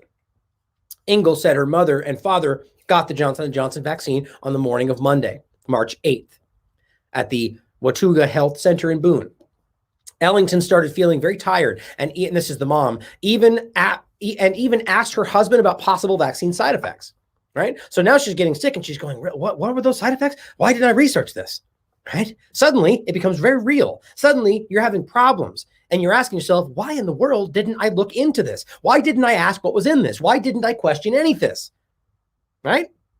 Ellington went to work the next day, but was feeling unwell, according to her family, on Wednesday, March 10th, so 2 days later. She stayed in bed. A little while later, her husband returned to the bedroom to find her laying there completely unresponsive. He tried to give her CPR, called 911. They said she was gone when they got there. Engel said that the local doctor who did a preliminary examination told the family that her mother died of a stroke. All right, so first of all, right now, right here, we are all hearing about blood clots and strokes coming from the vaccine right now. It's all over the place. So why can't we consider that's a possibility, right? They proved that this is possible. So why is it all still like, well, we don't know, and we won't even consider that until we have 100% proof? This is what you do. If this is why the person who did the autopsy put this down, because it's very clear that this is a condition, a factor leading to what happened.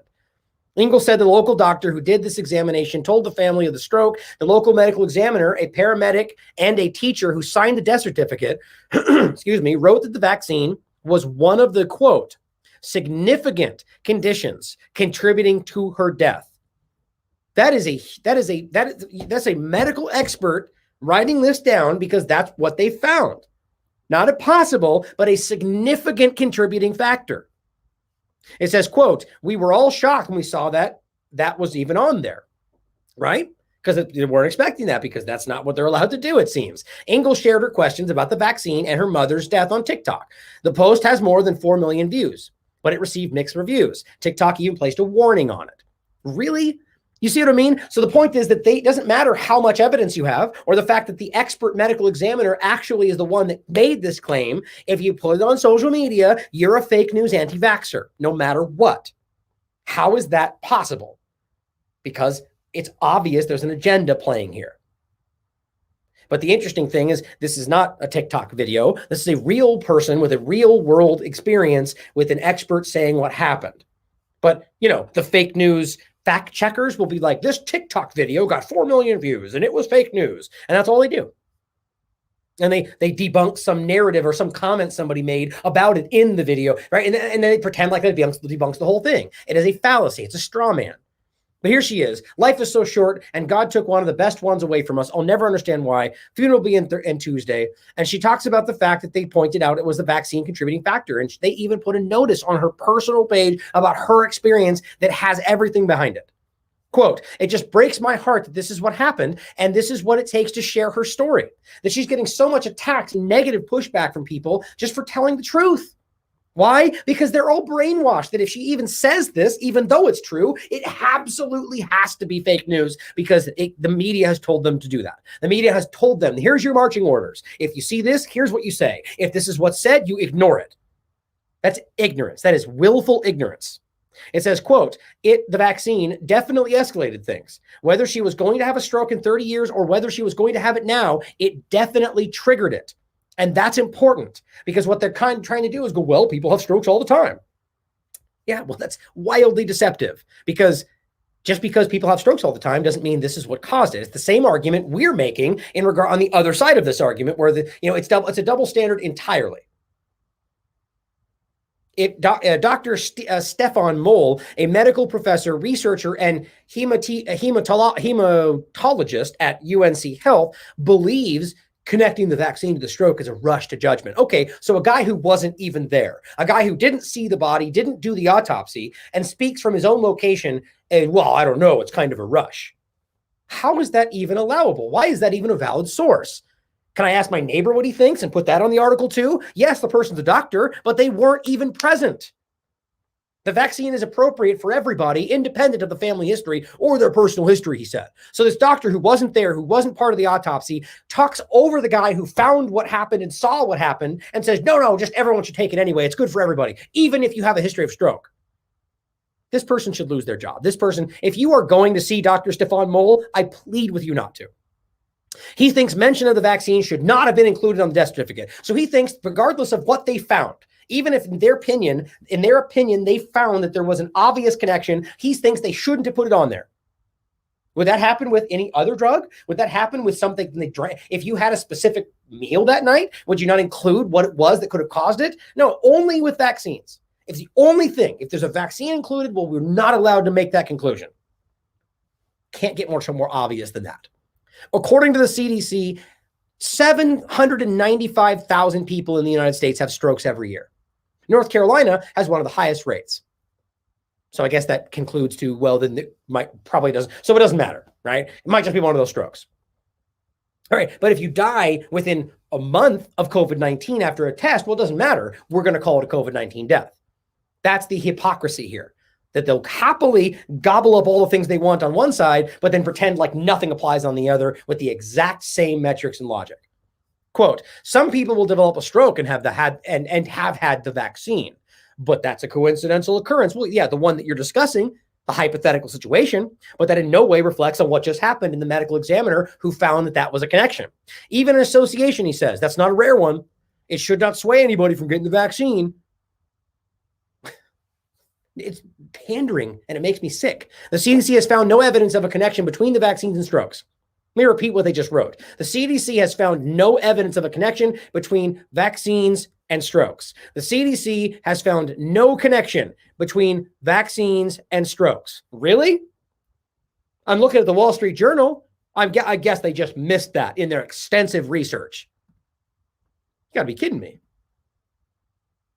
Moll says the only way to know for sure is to do an autopsy. Susan Hawkins, the local medical examiner who signed the death certificate and made the reference to the vaccine. Oh, and by the way, recognize how dumb it is. This guy's going, yeah, let me come over and do one. So I just can't take how the guy will only, and if this guy went and did the autopsy and found it for himself, do you think he would argue that? Or would he just go, well, we don't know for sure? Because he's afraid to point to what he found. Why is it better that he looks at it? Does he not trust the other expert?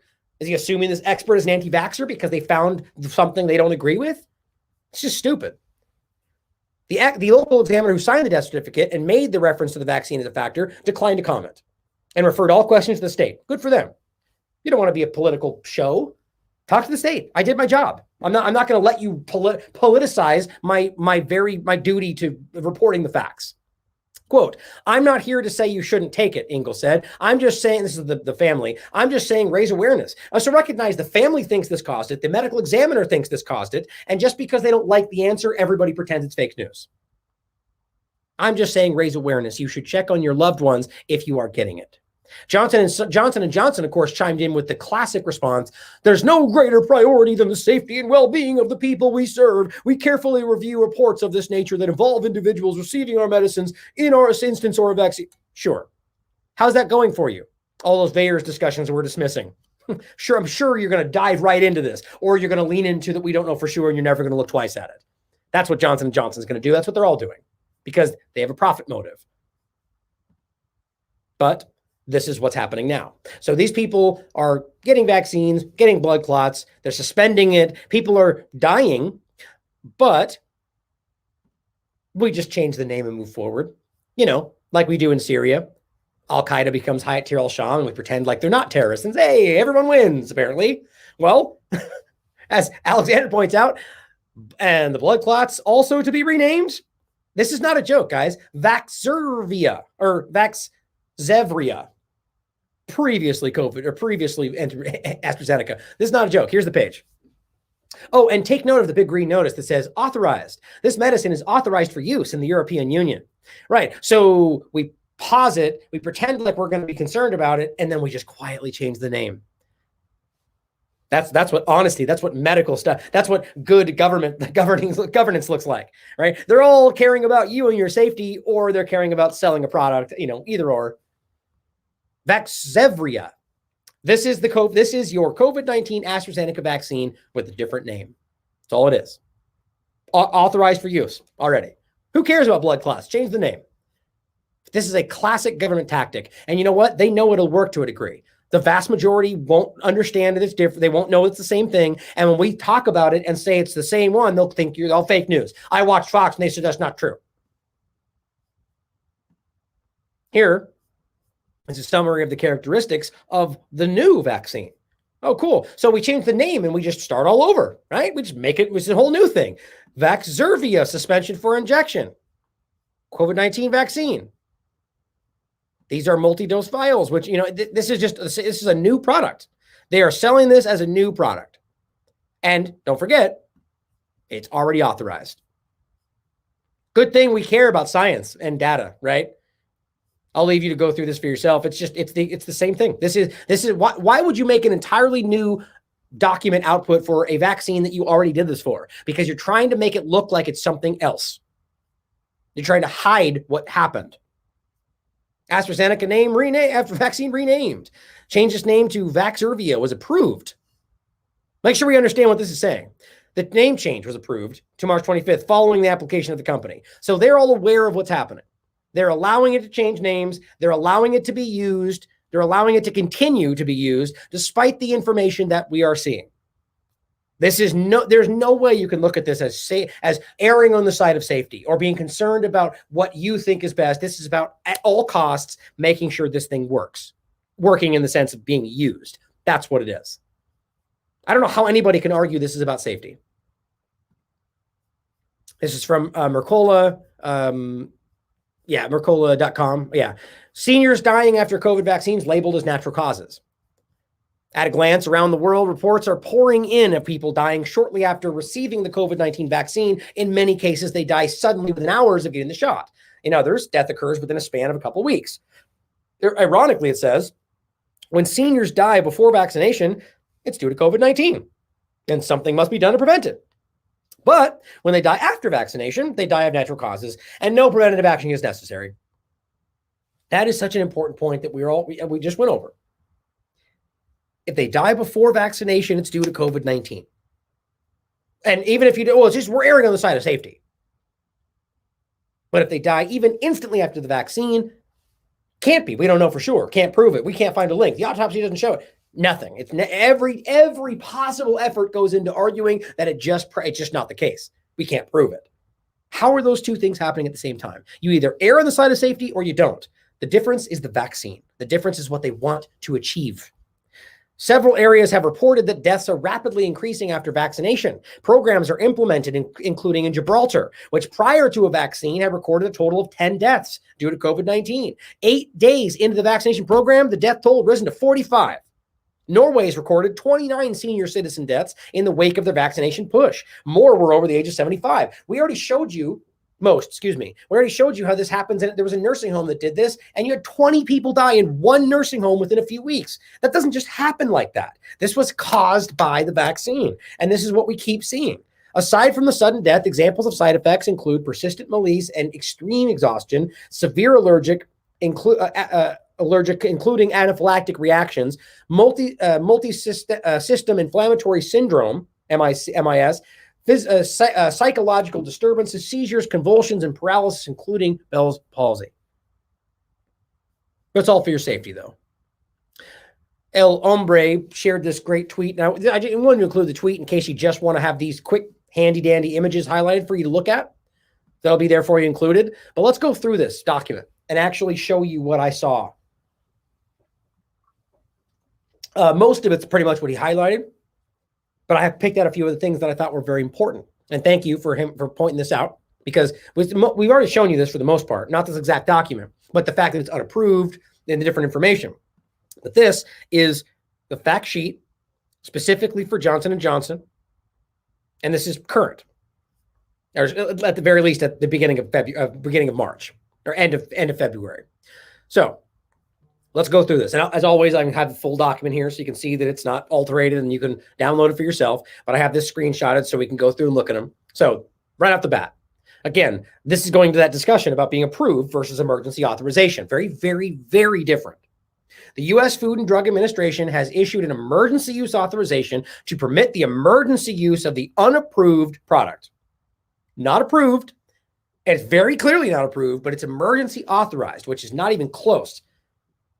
And in fact, should be changed based on the current status. If the emergency goes away, these won't be authorized. That's why they're maintaining the state of emergency, even though we're not in an emergency. Because without that, these things wouldn't be allowed to be used. They would need full approval, which probably they'd give anyway, but that's an important point, which is what people point out in regard to why they wouldn't emergency authorize things like vitamin D or ivermectin or hydroxychloroquine or these other ones people want to point out. I'm not advocating for any big pharma drug. My point is, if you're going to emergency authorize something, how about something that has a long history of actual efficacy and not emergency authorize some new experimental technology that you've been trying to push in for a decade? Gee, I wonder if there was a motive there. Because if they had authorized something else, these wouldn't be allowed to be used, because one of the one of the things that need to be met in order to authorize something under emergency use is that there's no other viable product or something that would be used instead. And that's why, or at least possibly. Now, going forward, the Janssen being Johnson & Johnson COVID-19 vaccine may not protect all vaccinated individuals. Yeah, that might be good to know. I wonder if your doctor's letting you know that, or if they're just parroting what they're told by the mainstream media, which is safe and effective, works for everybody. No, it may not protect you at all, in fact. And what we're finding out is these things do not stop transmission. And I don't think they were meant to. Here it says, additional adverse reactions, some of which may be serious. And remember, serious adverse includes death, may become apparent with more widespread use of the Janssen vaccine. So you're being tested. And by the way, before people jump to conclude that's not true, it says it right in the documentation as we go forward. This is a test. This is an ongoing safety test, just like all the rest of them, right? Now, yes, it's not that you can't just apply everything they say here to the other vaccines, but it's the same concept. And I'll show you as we go through those as well. This is still ongoing. They're still testing safety now, today, on all of these, while they test it on you. And that's the point. It's a large real world experiment. As again, they say right on there, it's an experimental vaccine. Very important to understand that. But they'll continue to find these adverse reactions by watching how you respond to it. That's why it's a test. Mandatory requirements. Now, I find this very interesting. Now, basically what this is Janssen & Janssen covering their butt and saying, here's what has to happen if you're going to use this while it's emergency authorized, which also speaks to the fact that it's not the same as being approved. There are very specific things that are supposed to be met, but see, shocker, spoiler alert, none of them are being met because they're pretending like we have a moral obligation to just kind of skirt the rules because we're all going to die. None of that's true. Right? How many people under these, like Pfizer, Moderna, the same thing. How many people that weren't within the age groups have been getting the vaccines? How many people are they're testing on kids right now? They're testing on pregnant women. These things are not allowed to happen. Mandatory, it says. In order to mitigate the risks of using this unapproved product under the emergency use authorization and to optimize the potential benefit of the Johnson & Johnson COVID-19 vaccine, the following items are required. It's not a question, not possible, required, mandatory. Use of unapproved Johnson & Johnson vaccine, again, unapproved, for active immunization to prevent COVID-19 under this UAE emergency use authorization is limited to the following. All requirements must be met. 18 years of age and older. So do anybody out there know anybody that's under 18 that got the Johnson & Johnson vaccine? I'm sure it's happening. It's happening with all the rest of them. So why is that okay? Because we're all going to die. That's not a good excuse. This is a big deal. Number two, the vaccination provider must communicate to the individual receiving the Johnson & Johnson COVID-19 vaccine or their caregiver information consistent with the fact sheet for recipients and caregivers prior to the individual receiving the Johnson vaccine. Now, are we going to pretend, by the way, then that's what we're talking about here, fact sheet. Are we going to pretend that doctors, or let's say, you go to the Walgreens and get your vaccine, or you go to the Waffle House and get your vaccine? All these are happening, by the way. Are we going to pretend that the Waffle House guy is going to have the full information for you and give you the full fact sheet breakdown on your actual risks, informed consent and all? We know that's not happening. I can 100% guarantee that's not happening everywhere. So this is a crime, at the very least, a violation. And they don't care. They don't care. The vaccination provider is responsible for mandatory reporting of the following to the adverse vaccine reporting system. Now, this is frustrating to me for an obvious reason, because the vaccination provider, like the Waffle House or the bar or the different places it's happening, the Walgreens, are we going to pretend like they're actually going to report all these things? And by the way, how are they going to know about them if the person goes home? This is set up to be so we don't find out. The provider, the Walgreens guy, is not going to feel his job to report all these things. He's not going to care. At the very least, he might think if he does, he's anti-vax because the news told him so. Or they go right home and deal with it at home, like this woman is who just died. They don't know that unless it gets reported. So this is set up to fail, and which also means that's not being met. So it's emergency authorized, and they're not even following the rules of that authorization. Available alternatives. You might find this interesting. You know, you'd think what, like the Pfizer BioNTech, that's an alternative. You have the Moderna, that's an alternative. There's all sorts of them out there, right? Well, here's what it says. As of March, there are no approved alternative vaccines to prevent COVID-19. Whoa. Well, because they're not approved, guys. There are no alternatives. Which, by the way, again, is why they need that there, because then they can't emergency authorize other things. If they were to approve any one of these, they couldn't emergency authorize any of them. See how that works? Now they're emergency authorizing all of them. I find that hard to believe it's an accident. Authority for issuance of the emergency use authorization. The Secretary of Department of Health and Human Services declared a public health emergency that justifies the emergency use of drugs and biological products. That's interesting. During the COVID-19 pandemic. In response, the FDA has issued an emergency use authorization for the unapproved product, Johnson & Johnson COVID-19, Johnson & Johnson, for active immunization to prevent COVID-19 in individuals 18 years or older. Okay, so the point is that they declared a public health emergency based on information we now know is incorrect. 3.6% death rate, blah, blah, blah. All the things we know are now whittled down to basically the flu or less. And yet we're still in an emergency, they tell us. And yet we're all still going to die if we don't wear masks and social distance. How does that make sense to anybody?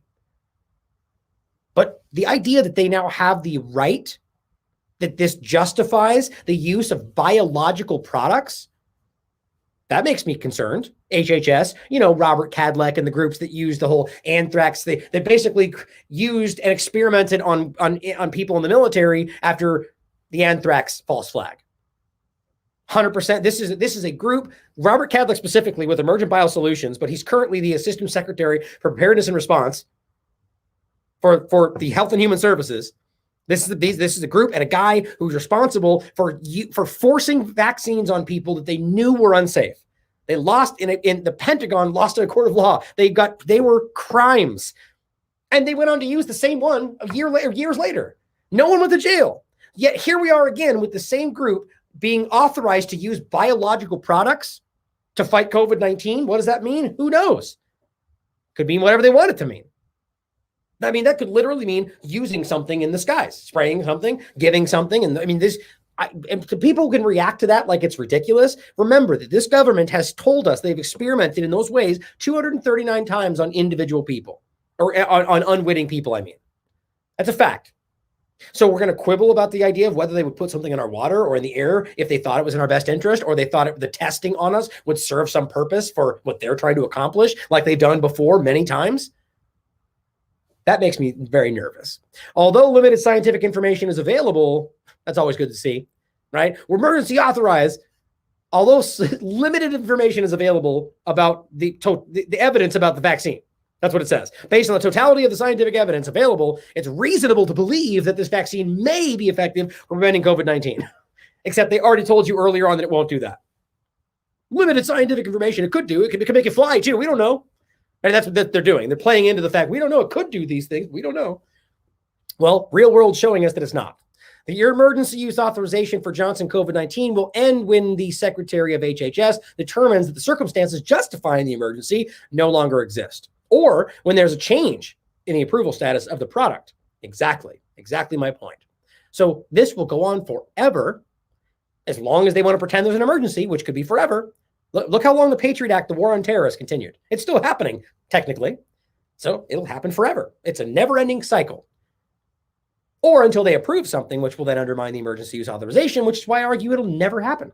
Same thing with things like SARS and these past ones. If they approve them, well, then they can no longer play this game.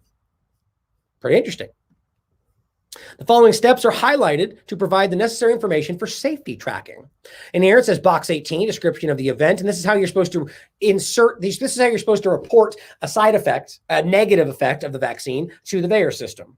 In box 18, description of the event, write Janssen COVID vaccine emergency use authorization. So that you have to write in there that it's not approved. Then it says provide a detailed report of the vaccine administration error and/or adverse event.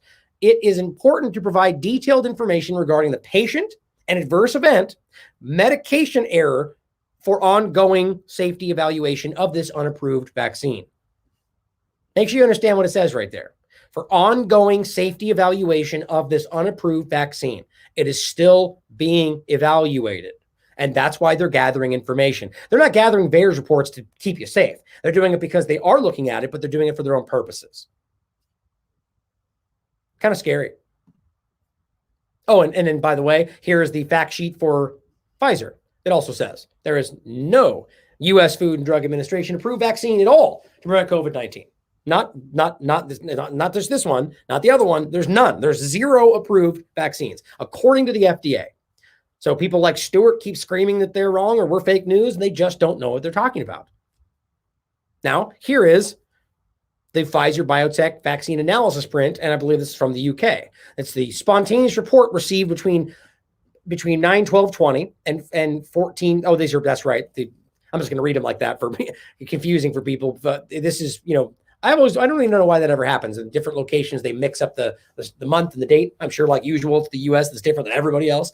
But 14/3/21. So basically, from 20 to 21. From looks like, if I'm reading that correctly, I think that would be December, right? They mixed up December 20 to May or March 21, essentially. So the point being is this is a stretch during which time when they're telling us that we're.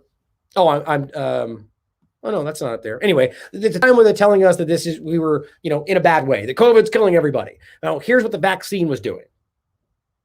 And I'm not going to go through all of these. I'm including these for you to look at for yourself. But let's just kind of skim through for a second and look at what the overall information are. Blood disorders. All right, and you can see right here, the big one is lymphadenopathy, 2,338. But overall, and just from these few months, right? Just from those few months I listed. That's it. Not the whole period. We saw 2,801 blood disorders from Pfizer BioNTech vaccine. 646 palpitations, not just like heart palpitations. This is, and this one is in regard to cardiac disorders. At the bottom, total cardiac disorders, 1,361. Now, yeah, some of these are minor stuff, but you got to remember the big ones that are the big numbers. The things that are causing a lot of problems. Scrolling down. This is ear disorders, right? Ear disorders, almost 1,000. Endocrine disorders, 17. This one is eye disorders. Where was it? Oh, it seems like a lot. It seems like there's a lot of eye disorders. That's crazy. 1,629. Not anymore total, but like a lot of individually different eye disorders. That's crazy. I wonder why. In any case, you can just continue on. I mean, this goes for a long time. I mean, look at all of these side effects. Diarrhea, 1,000. I mean, you know what it seems like? It seems like every single person who gets this has bad side effects. Bad in the sense of just vomiting, diarrhea, being in your bed for 2 days. That's not normal. I don't care how they try to pretend like that's your body doing what it should. That's not. Have you ever gotten that from the flu vaccine? Have you ever gotten that from any vaccine? Maybe some of the people that got the previous negative side effects, they shove over onto the vaccine court. But by and large, I would argue that these people, if in the case where there aren't the negative effects, which there clearly are in the past, let's just put it like this: the person in the mild to none category it hasn't been so consistent. In my case, looking through these past events, it's either you have a pretty serious side effect or it's something that is mild. Just general experience. Maybe I'm wrong, by the way. Maybe this is just a completely controlled topic, which wouldn't surprise us at all. But in this case, the best way to look at it is what Alex Bernson did, comparing the adverse reported events right? Whether or not they're confirmed on VAERS from flu, and comparing that to what we're already seeing with these vaccines. And it is like 500 to 900 times more. There's no way to misunderstand that. Remember, that's only 1% of the general reporting going through VAERS. It's obvious. This is catastrophically worse. And that's when I point out to children. When I say if children have a 0% chance of getting sick according to the CDC and they're not spreading it, you're putting them at more risk by having them take these vaccines. They have a higher risk of serious adverse events than they do from getting sick from COVID-19, according to the CDC. That's not a fake statement. That's based on their data. But they'll censor me for saying it, I'm sure. And anyway, I mean, just you can see how crazy this is. I mean, look, I'm just going to do a fast scroll. I mean, there's so many. All these different disorders, infections in general, influenza, 489 infections, on and on and on and on and on and on and on. It's all Pfizer and biotech. Total reactions for drugs, 108,649. Total reports, 38,000. Total fatal outcomes, 259. Too many. Far, far too many. Here is AstraZeneca. Same thing. Same concept. Now, just for interest of time, I'll just scroll to the bottom, but you can see the same point. Now, I highly recommend you guys take the time to dive through this. You know, like legitimately go through and try to make some connections and, you know, kind of graph the information. It's always valuable. I didn't have the time to do that, obviously. There's so much here. But total reactions for the drug, way more. 294,820 total reactions. Total reports, 78,000. Total fatal outcomes, 326. Far too high. I don't care if it's the tiniest percentage or not, far too high, especially when taking into the consideration that all these other things that are happening, long-term stuff, manipulation, neurological disorders, platelet disorders, you know, blood clots, strokes. I mean, it's way, and some of these things, this is 1%, remember. I guarantee there are people that are dying or things that are happening that are just completely being ignored, pretending like there's something else because people want to believe that. Here is, and this is just, see, this is the point. Here is a brand unspecified, right? So they have all this, but they're not including it when they show you the vaccine about biotech or Pfizer because this is unspecified. So why do they not include that? Do not show it to you, right? This whole system is meant to be deceiving. Let's see how many they're not showing us here. I guess not incredibly a lot, but it's 9. It's 9 people died. 1,000 total reactions, 325 reports, all just unspecified, so we don't include it. Well, Joseph McCullough also pointed this out. Moderna's SEC registration statement, quote, currently, mRNA is considered a gene therapy product by the FDA. Another example of them telling you that's fake news, it's not gene therapy. Well, that is how it's filed in general under the technology. Now, people argue, well, there's a difference between the technology and the inside of that. Well, that you're just playing semantics. If it's filed, and I'll show you in a minute, I'm going to go right through this. If it's filed on their statement and it's a statement, it says currently mRNA is considered a gene therapy product. So when you use mRNA in a vaccine, it becomes a gene therapy product. It's quite simple. But they won't say that today because they don't want to scare you away. Vaccine hesitancy at all. And of course, the point being is we become fake news because they want to hide the truth. So let's go through. And there's a bunch of points on this that are very, very telling to the larger discussion here. This is from November 9th, 2018. Okay. So at this point, Moderna Inc. did not have anything viable. Right? They didn't have anything viable. And it's what's interesting. Oh, and well, technically, this is it happened before this. This is when they refiled, I believe, as Moderna Inc. But in any case, the point is that they have never successfully brought a product to market. But for some crazy alarming reason, you'll find that they had billions of dollars of funding and clearly were motivated by whatever. There was clearly a guiding force behind all of this. Why this continued to succeed and continue to be funded and continued to be, despite failing after failing after failing, it seems like there was more happening behind this than just trying to create something new that would work. There was an agenda around this. And remember, we talked about the Bill and Melinda Gates Foundation and their project about finding remember the GM mosquito discussion about finding new and experimental vaccine technology? Well, that's what this became.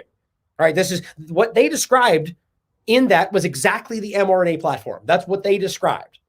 So let's go through this and see some very alarming points that'll stand out. Now, there's a lot in here. This is a really long document, and I went through a hell of a lot of it, but I will show you some of the parts that stood out to me.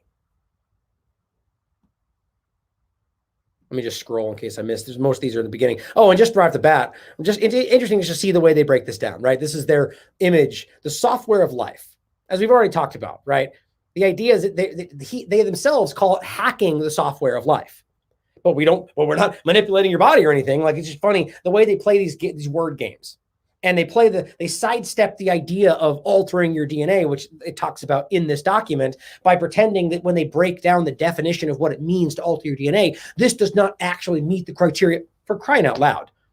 We're going to be semantics with the words. No, this has an effect on your body to where it does alter things. And I'm going to show you how they say it right in the document. But whether or not it stays that way for forever doesn't really change the fact that it's altering your body. So it is a game of semantics here. Is it or not changing your body? Yes. Now, if they want to pretend that that's not altering your DNA by quote unquote the definition because it doesn't stay like that forever, well, fine.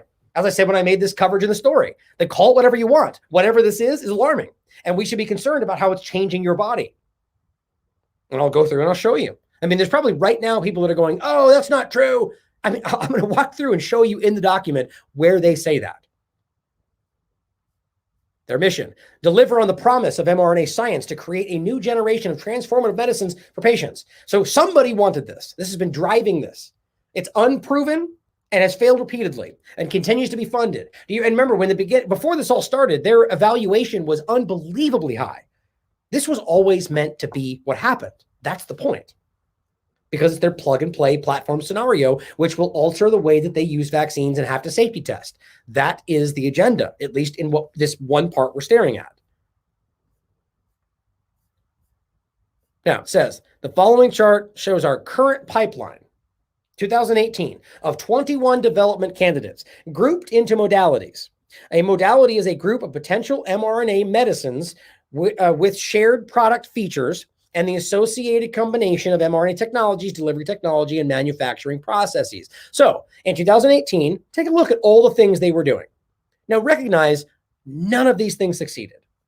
So we're talking about somebody that was working on all of this stuff, right? And failing repeatedly. And we're supposed to pretend like people continued to be invested in this and continue to see it as a viable, possible, successful business company. I mean, the only way that makes sense is if there was a farm when these people knew that this was more important about the agenda and knew it would be supported by government. Otherwise, why would you keep investing in this? Sure, maybe you believe in it, but that's not usually how these things go, especially with these kind of with this industry. Let's put it that way. In any case, let's keep going. Our beginnings. This I found very telling, actually. Moderna was founded in 2010 by Flagship Pioneering to develop and commercialize a new category of medicines to treat human diseases. Right? So where did this come from? Let's just create a new category, right? They just pop out of nowhere. This was an agenda, a plan to use this for obvious reasons. And this group decided to say, we're going to, Flagship Pioneering commercialized this. And let's not miss Dr. Robert Langer involved in that.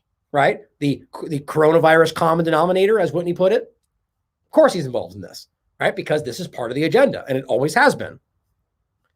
Now, under risks associated, even if this offering is completed, we will need to seek and secure significant additional funding through financing or from other sources. Right? So sure, sounds like a great investment, doesn't it? Even if you invest, we're going to need a lot more money. I'm telling you, this is more than profit going on here. mRNA drug development has substantial clinical development and regulatory risks due to the novel and unprecedented nature of this new category of medicines. So it's a risky bet, and we're going to need lots of money, even if you give us money. mRNA medicines are a novel approach and a negative and this is interesting, a novel approach and negative perception of the efficacy, safety, or intolerability of any investigational medicines, which again, experimental investigational is what these are, that we develop could adversely affect our ability to conduct our business, advance our investigational medicines, or obtain regulatory approval. So if you public out there, get wind of something alarming and are concerned about the perception of efficacy, safety, or intolerability, well, we can't allow that because that'll hurt our bottom line. So help us, investors, manipulate people's information. Right? I mean, we're seeing this, we're living this right now. We're seeing all kinds of issues about efficacy and safety, but the negative perception, they're worried it will hurt what they're doing. They can't allow that. Even in their offering for the SEC, they list off how we can't allow bad information to get out. Geez, that's pretty telling, don't you think? Oh, and I also pointed this out a long time ago. Just remember that before they even got there, they were, it's not a surprise. mRNA is even their handle on their symbol on the NASDAQ global, for the stock market. Clearly, this is what they were going to do at all costs. I just think that's important to point out. Now, it might be further down. Okay. Creating a new category of medicines, as always, this is the interesting point. As of September 30th, 2018, they had approximately $1.2 billion in cash equivalents, and investments. This is now, this is when they're asking for this. So they're asking for more money after they have $1.2 billion as a company that hasn't even made a product. Currently, mRNA is considered gene therapy, a gene therapy product by the FDA. Just making sure we understand that. mRNA is considered a gene therapy product by the FDA. Still is, by the way. So if we want to play word games and pretend like it's not the same once it goes into a vaccine and then it goes into your body, I mean, this is just playing on the ignorance of the average person. Unlike certain gene therapies that irreversibly alter cell DNA and could act as a source of side effects, mRNA-based medicines are designed to not irreversibly change cell DNA. You get what it's saying right there? However, side effects observed in gene therapy could negatively impact the perception of mRNA medicines despite the differences in mechanisms. Okay, so when they say it's designed to not irreversibly change cell DNA, can we not plainly understand what that's saying? It does, but not irreversibly. That's their whole argument, that it goes back, it doesn't stay, it changes. So do we know that? I mean, are we not still currently watching it happen? So this is a game of semantics. It changes your body, but not forever, though. So we're told. In any case, how are we not allowed? Look, standing up and saying this changes your DNA is not a false statement. They just pretend that there's a definition around that specifically must be met. Otherwise, you can't call it change your DNA trademark. It's like, what are you talking about? If it changes at all, it changes, period. So this you could show people and say, here you go. It says it's designed to not irreversibly change, but that means it does change your DNA, but maybe it changes back. Quite interesting. The real point is when they get into about entering your nucleotide. I believe, I forget, I was just reading about it. And this, I did a whole show on this about how they're trying to pretend that alone is how you could argue that's happening, but clearly that's not the case. And the fact that they're telling you that the side effects, negative effects of gene therapy, again, even they use it interchangeably with the vaccine that we're discussing or the technology we're discussing in gene therapy could negatively impact the perception, your perception of what this is, knowing that there's negative side effects. In addition, because no product in which mRNA is the primary active ingredient has been approved, this is back in 2018, the regulatory pathway for approval is uncertain. It's still not approved now, but the point is they're saying that they already know this is unlikely. Moreover, the length of the time necessary to complete clinical trials and to submit an application for marketing approval for a final decision by a regulatory authority varies significantly from one pharmaceutical product to the next and may be difficult to predict. Of course, unless you create a pandemic and use emergency authorization to skip over all of that, right? We have incurred net losses in each year since our inception in 2009, including net losses of $216 million and $255 million for the years ended December 31st, 2016 and 17, respectively. As of December 31st, 2017, we had an accumulated deficit of $621 million. As of September 30th, 2018, we had an accumulated deficit of almost $1 trillion, $865 million, $1 billion, excuse me. So you're telling me that these companies who have 1.2 billion investment and almost half of that is in deficit, I said that incorrectly. They have that, but they have a deficit of almost $1 billion. Are we really going to pretend like people are going to invest in this? Like it's going like a viable option? This is an agenda you're investing in. People who are investing in this are investing because they know that it will succeed, because they were going to make it succeed. That's my opinion. But they talk about the development of their platform, right? Understand that they were using this terminology all the way back then. Because the point is that the technology they're discussing is not the vaccine, not the mRNA style, but the platform that's built to then use that stuff to make the vaccines, right? So this is the point. And they did this already. And that's why when China sent over the genetic material on, I think it was January 11th, 2 days later, they were already making vaccines and testing them. That didn't just happen organically. That's why it happened fast, because they already had this in place, which means that the platform was the point. And as the variants continue, they keep telling us, well, we're just going to pump in the new information, pump out new vaccines. By the way, which won't require safety testing. We have not commenced or completed pivotal clinical studies for any of our programs in clinical trials or investigational medicines. And it will be several years, if ever, before we, our strategic collaborators, have an investigational medicine ready for commercialization. If we obtain regulatory approval to market an investigational medicine, our future revenues will depend upon the size of the markets in which our investigational medicines have received approval and our ability to achieve sufficient market acceptance. We may never achieve profitability, again, unless you create a situation where you can skip all of that and just start making money. We expect to continue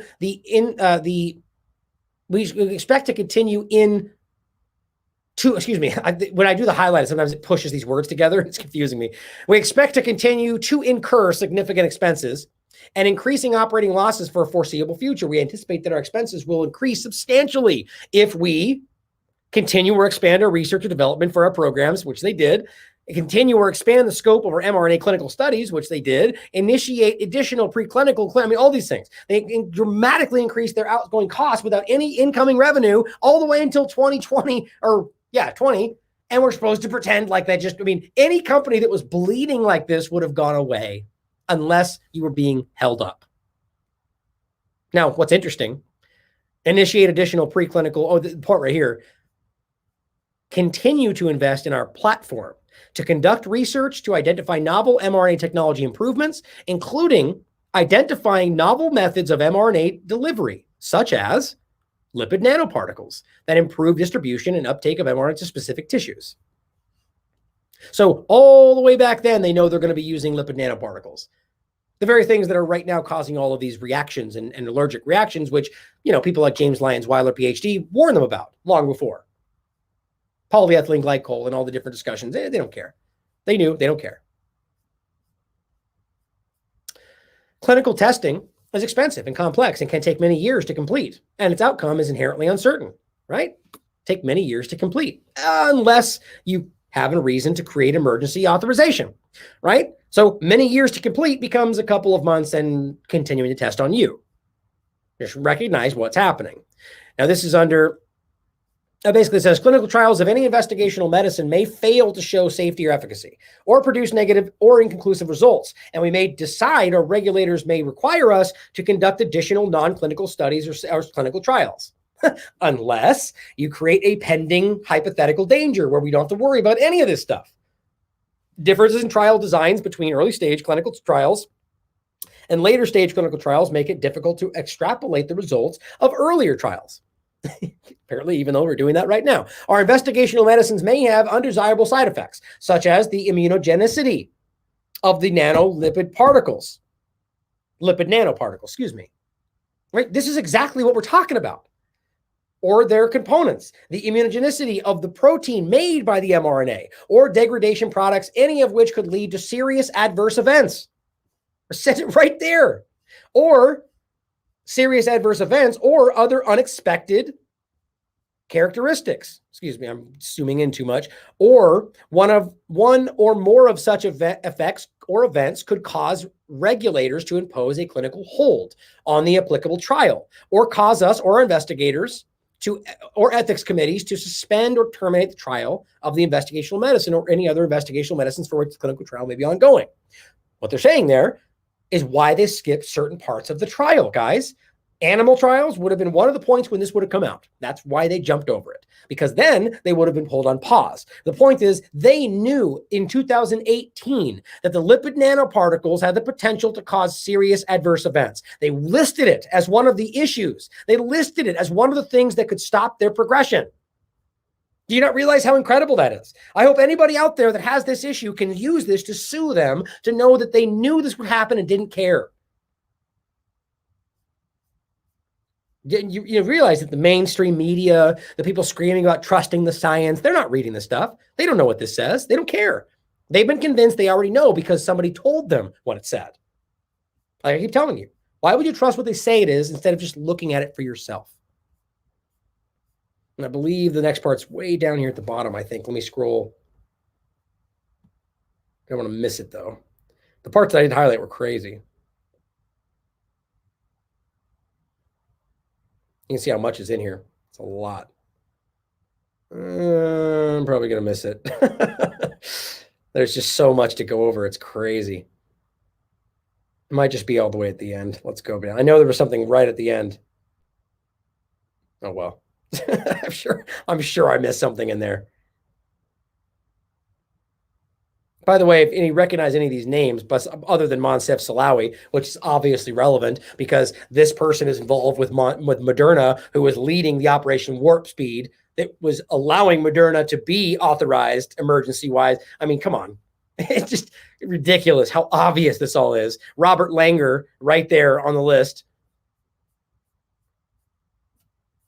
Oh, that's right. So under preliminary prospectus, the people that they're sending this to, to invest in this technology, right? Who do you think?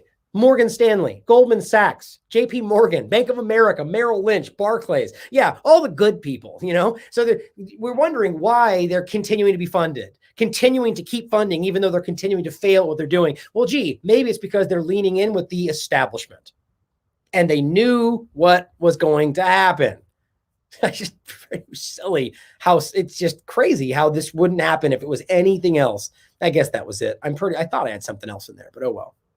Anyway, you should read this if you want. I mean, there's so much in here. That's the point, though. Your mainstream media does not look at this stuff. They look at what they're told to look at, and they assume that they know everything else because they are on the side, whatever. Not, in this case, not the good guy side, I guess, but not foreign policy. In this case, it would just be the, I guess it's the same kind of thing, right? We're the bad guys. We're the fake news evildoers.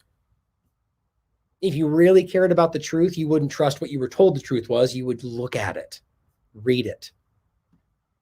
Now, oh, that's right. I forgot to do this on that one part. So flagship pioneering.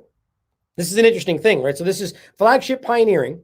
This is the website. Here's the Moderna. This is one of the companies they work with. Now, what's interesting is you'll find out that flagship pioneering, one of their main collaborators, which means they're involved with who then works with Moderna and funds, is AstraZeneca. And Bayer, of course, Monsanto Bayer and Nestle, that group loves to steal water from small towns.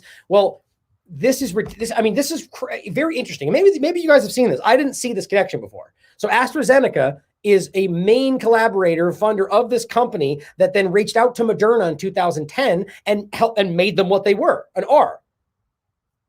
Isn't that telling? With AstraZeneca being the one that's kind of falling in the background, but being very clearly kind of acknowledged as the dangerous one. It's like giving the illusion that they're helping and keeping us safe.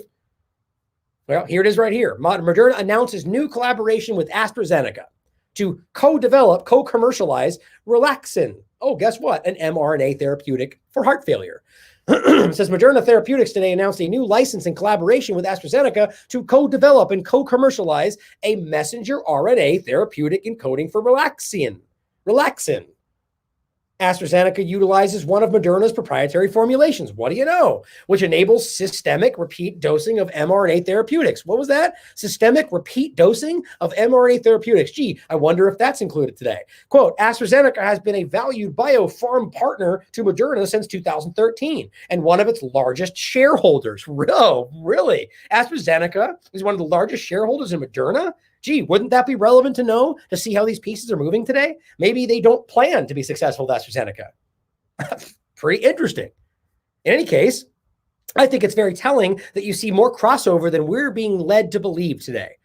Probably all part of the same damn thing. But Relaxin, anyway, is just fun. I think it's interesting to point out. Here's the side effects of this drug. Dizziness, drowsiness, vomiting, indigestion, stomach pain, diarrhea, nausea, stomach bleeds, mouth ulcers, gas, skin allergies, right? No, let me get rid of my back pain and cause 1,000 other things because that's what pharma drugs do. Relaxin gene delivery. See, just so we're clear again, understand that all of these things are gene therapy. Regardless of what the media screams at you today, it's all there for you to see. I just find that to be very telling. I think that was all it was in there. Anyway, understand that this is 100% an experimental vaccine. Yes, in this case, back in July 2020, where the NIH calls it experimental, yes, they're talking about the Moderna vaccine. Here again, in January 12th, 2021, experimental, they're talking about the Moderna vaccine, the very same one, the very first one, okay? This is an experimental vaccine. The fact that Fauci won't say that when he's pointedly asked, even though the NIH website, which is his boss, by the way, says that, shows you that they know what they're not supposed to tell you. They want it here so they can say, we told him, but then they can plead ignorance otherwise. It's experimental because you're being tested on, because it will be tested until 2023, as it says on their own documentation. Now, here's something interesting. Here is one of the people that engages with us on Twitter a lot, Vagabond. He shared this with us today. So they limited the features on his Twitter account for saying this. We should inject an experimental vaccine into pregnant women to see what happens. Wait, we're already doing that. Okay, so what is wrong? I mean, think about how crazy it is. If it's probably just the fact that he says experimental, which again, I argue is wildly crazy because it says it on the website. But are they not doing that right now? They are. Openly. Israel is openly testing these vaccines on pregnant women to see if it's safe. So if it's the phrasing that they don't like, I mean, it's just crazy that's 100% accurate. And they delete it, they censor it, they make him remove it. This is aggressive cultivating of the narrative. Truth isn't allowed if you frame it wrong. That's what's happening today. That's what happens to my channel every single time. Thanks for sharing this, man, because this is pretty crazy. Now, on top of that, recognize that Merkel's aide is saying, well, vaccine-resistant mutations are coming too, right? Well, doesn't that undermine why we should get this vaccine to start if we don't know? Yes, it does, but who cares, right? This is about simultaneously keeping the narrative going that we may get things like that. So get the vaccine now so we don't, that's the point. They're going to argue in this that getting the vaccine all fast and quickly now will stop that from happening. And those that don't get the vaccine or why this thing is mutating against the vaccine, yeah, they actually make that argument. The idea here is that this is never ending, that the vaccine will become resistant, so you shouldn't get it now, but then you should get it now so you don't make it happen. It's ridiculous.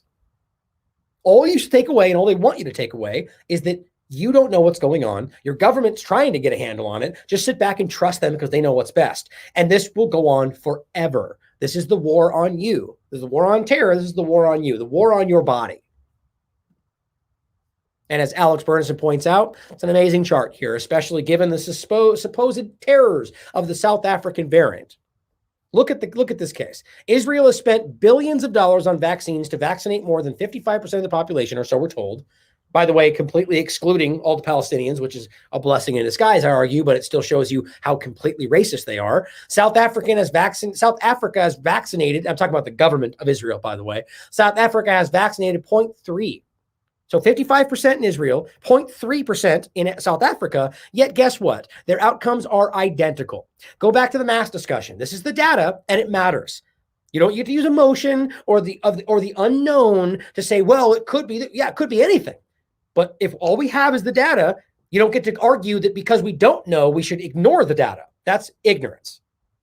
Look at the information. That is the reality. And it's not a one-off. You can look at this all across the world as people like Alex continue to show you. And people underneath his comments continue to flip out and act like he's a crazy fake news conspiracy theorist as he literally shows you science. Or really data, but the point the same. It's insulting. As Robin also points out, and this is a really important point to take away in regard to the anti-vax discussion. As he says, if I say a building was designed, calculated, and built in a rush cutting many corners and is not suited for its purpose, and that under certain not unlikely circumstances, it may even collapse or catch fire, killing everybody inside it. Does that make him anti-architecture, right? Or anti-arcs? That's the same. That is the equivalent of the ignorant argument about vaccines. Do you realize there are people across the board who are adamantly pro-vaccine that are right now screaming about why this is concerning and not trying to segue into some other vaccine? They're simply saying, look, we should have a choice. This is alarming. This has been rushed.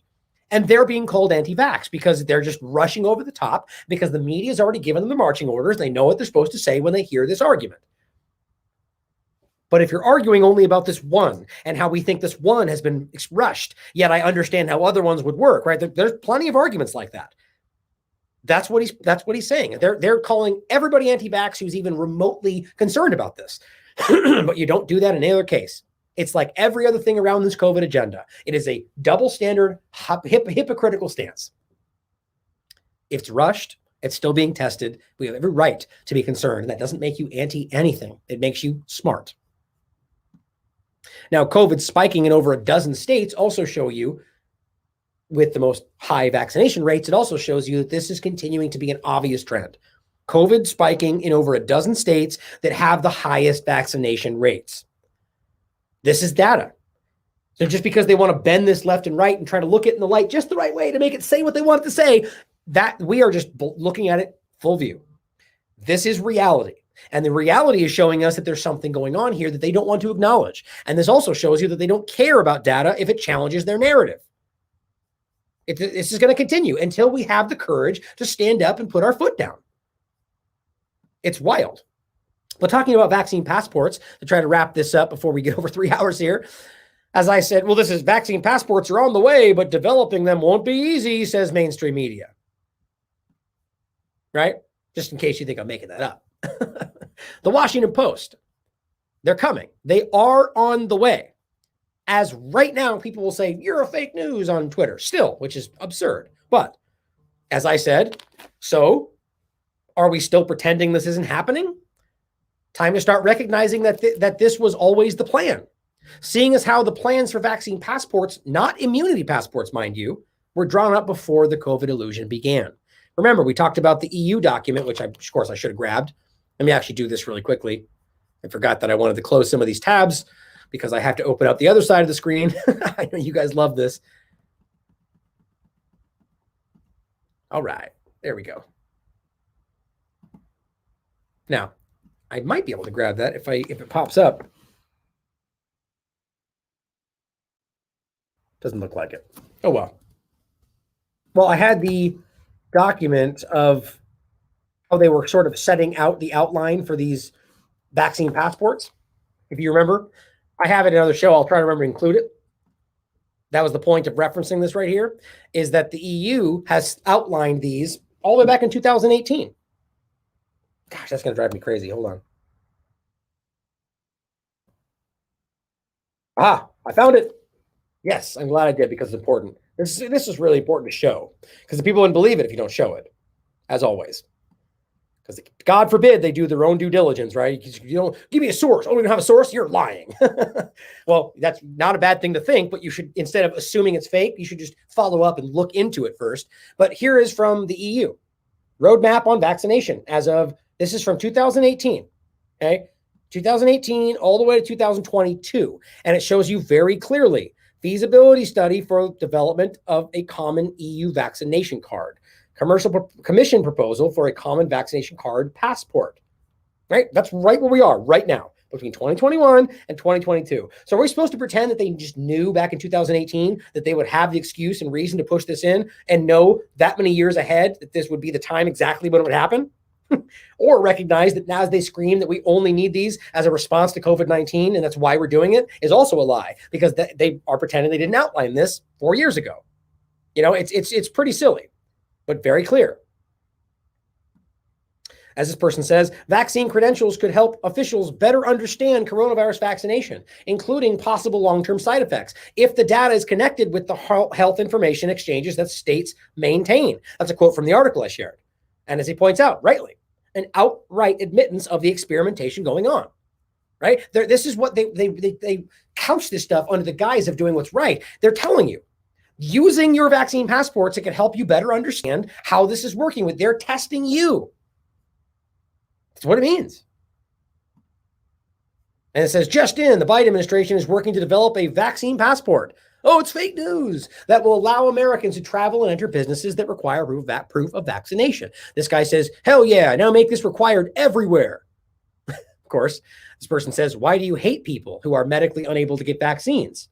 He literally says, because that's not a thing. This is the brainwashing going on. Before all this started, it was a very commonly understood concept that there are immunocompromised people that aren't even able to. But now they're pretending like those people should be the first one to get vaccines. Like, this is not a joke. I was just talking to somebody who they were saying they're immunocompromised person when they were saying, we should get you the COVID vaccine so you don't get, it's like, are you serious? The CDC has routinely stated those people should not be vaccinated at all. And that's always why we discuss the discussion of even the passports. We're supposed to have some kind of an exemption for people that are going to, they will be hurt by it. The point is that he, doesn't even believe that's real. So he's so brainwashed that he thinks that it's not even possible. But on top of that, doesn't care that people are hurt or coerced, doesn't matter because of his worldview. People like this are disgusting to me. They're willing to remove your rights because of what they believe is correct. When that turns around down the line and, something he cares about gets abused, he'll never understand how is this possible because he never fathomed that. He couldn't even fathom how it could possibly happen to him because, Biden is the best person ever or whatever the thought is, or Trump is the best person ever. It's usually the two-party illusion. Here's a video from March 16th. The WHO warns against vaccine passports. Fears it will create inequalities, right? Well, here is another discussion from the White House. Says private sector should lead on vaccine passports. Okay, so if the WHO is saying you shouldn't do that, and the White House says we're going to do that, doesn't that justify challenging WHO guidelines? Yeah, it does. So I guess that doesn't matter anymore. Only for us, right? So only at certain ones and certain times and when they want to. Right. So I can't say lockdowns shouldn't be happening. I'll be censored. I already have been. But the WHO can say very clearly that lockdowns shouldn't be happening. Does that make sense? I mean, you guys have seen this. I want to say it again. We in the World Health Organization do not advocate lockdowns as a primary means of control of this virus. Now, you remember he goes on to say that it makes poor people poorer in the same clip, but I just want to make sure we understand. The WHO is adamant about the point. You should not be using this as your primary, but they're doing it, right? So in this case, and that was in regard to lockdowns. In this case, we're talking about vaccine passports, right? They are challenging what they're saying. The WHO is saying right here, March 9th, vaccine passports. At the present time, it is the WHO's position that national authorities and travel operators should not introduce requirements of proof of COVID-19 vaccination for international travel as a condition for departure or entry. This is because the efficacy of vaccines in preventing transmission is not yet clear. In fact, it's shown to be not at all the case, and we are continuing to see that happen after the fact. But by the way, what's interesting is if you click on position paper here and try to see the document, guess what you find? Nothing. I wonder why. I guess that's just an accident. Oops. I guess we forgot to show that to you, but because in this case, you have to scroll down in the middle of this whole sheet, see, to find that updated information. I wonder why they don't put out an actual position paper about why you shouldn't use that. Maybe there's an agenda. I don't know. Isn't it weird though? Oh, it's not there. It's very strange. In any case, go back to the point. If the White House is saying we're going to do it, the WHO is saying we shouldn't do it. Isn't there a contradiction there? Why doesn't the mainstream media point that out? Why aren't we caring about that? It's a violation of your rights in every possible way. Well, it's already happening everywhere. Face scanning at pubs could offer key to vaccine passports in the UK. Now they're face scanning too. You see how quickly this is escalating? You see how quickly this is becoming everything we told you it would? How long until people start to recognize how alarming this truly is? Here's what somebody pointed out. And this is what I want you to realize, that we were screaming about this last month, the month before, 8 months ago, the year before that. UK went from looking to COVID vaccine passports, like looking into them, making sure that they were viable. Remember what Boris said. We're looking into them. And everyone said, you'll never do it.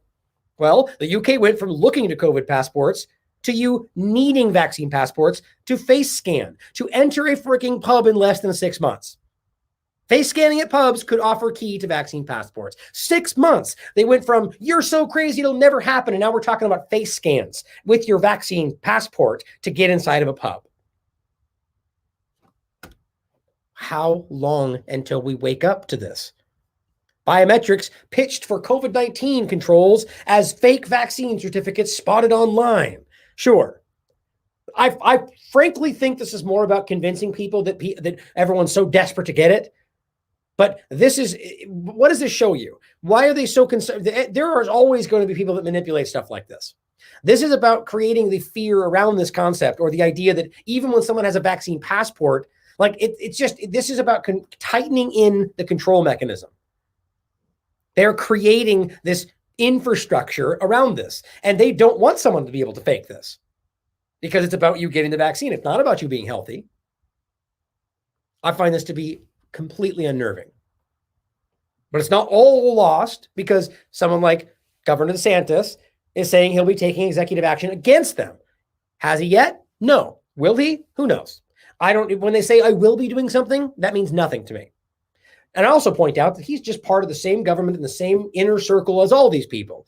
And this is probably just a release valve like everything else, but it doesn't mean it shouldn't be pointed at as something that's good, because if he does it, it is good, because we shouldn't be forced to do this.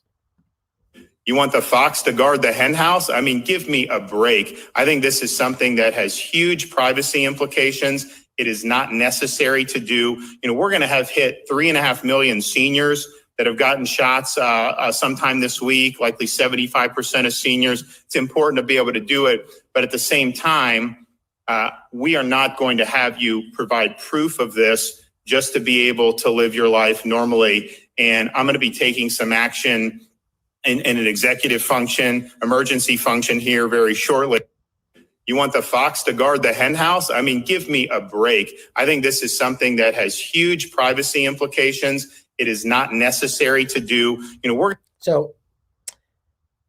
also want to point out, could this person be doing the right thing and, fighting for you? Sure, certainly possible. I just am very quick to, I'm never someone who's going to assume that, because of how many times we have been fooled by people just like this. People that are willing to lean into what is both politically and in a career sense beneficial to them in the moment for whatever reason, that just so happens to align with what we want and what we think is right.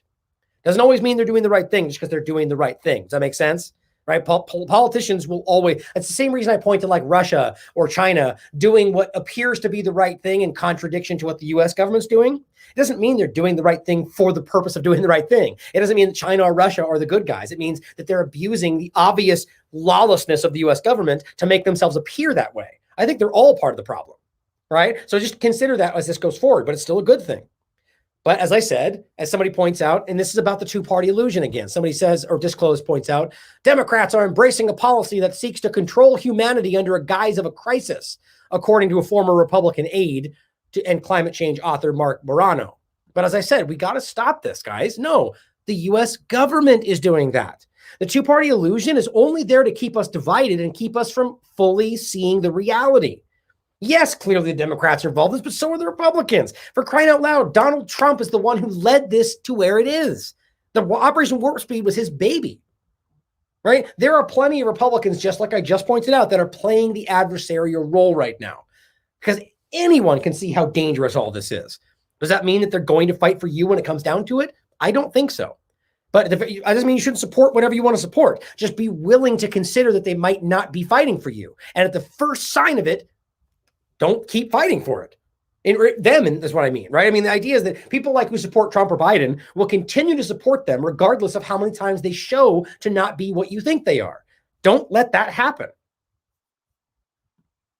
Now, here's a petition, in case you're interested, specifically for Australia, to government to commit to no rolling out of vaccination status immunity passports. Now, I don't like the way this is framed, because they only say vaccination status. Well, they do say / immunity passport, but so a non-E vaccine passport seems like it could slip through what they've framed right there. Don't be surprised how a government will play the exact same kind of word games. But in any case, I'd include this for you in case you want to be a part of this. I recommend you stand up to this in every possible way you can. Here is a video that I wanted to play in regard to one of these vaccine passports, the green passport, somebody is showing me, and I wanted to play this for you so you can see it for yourself.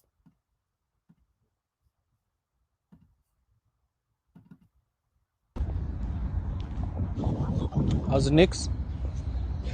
Let me just hit a quick one. I recorded a video earlier, but I was trying to go through all the things and it was too long, so WhatsApp's not allowing me to send. It was too long. So let me quickly just show you.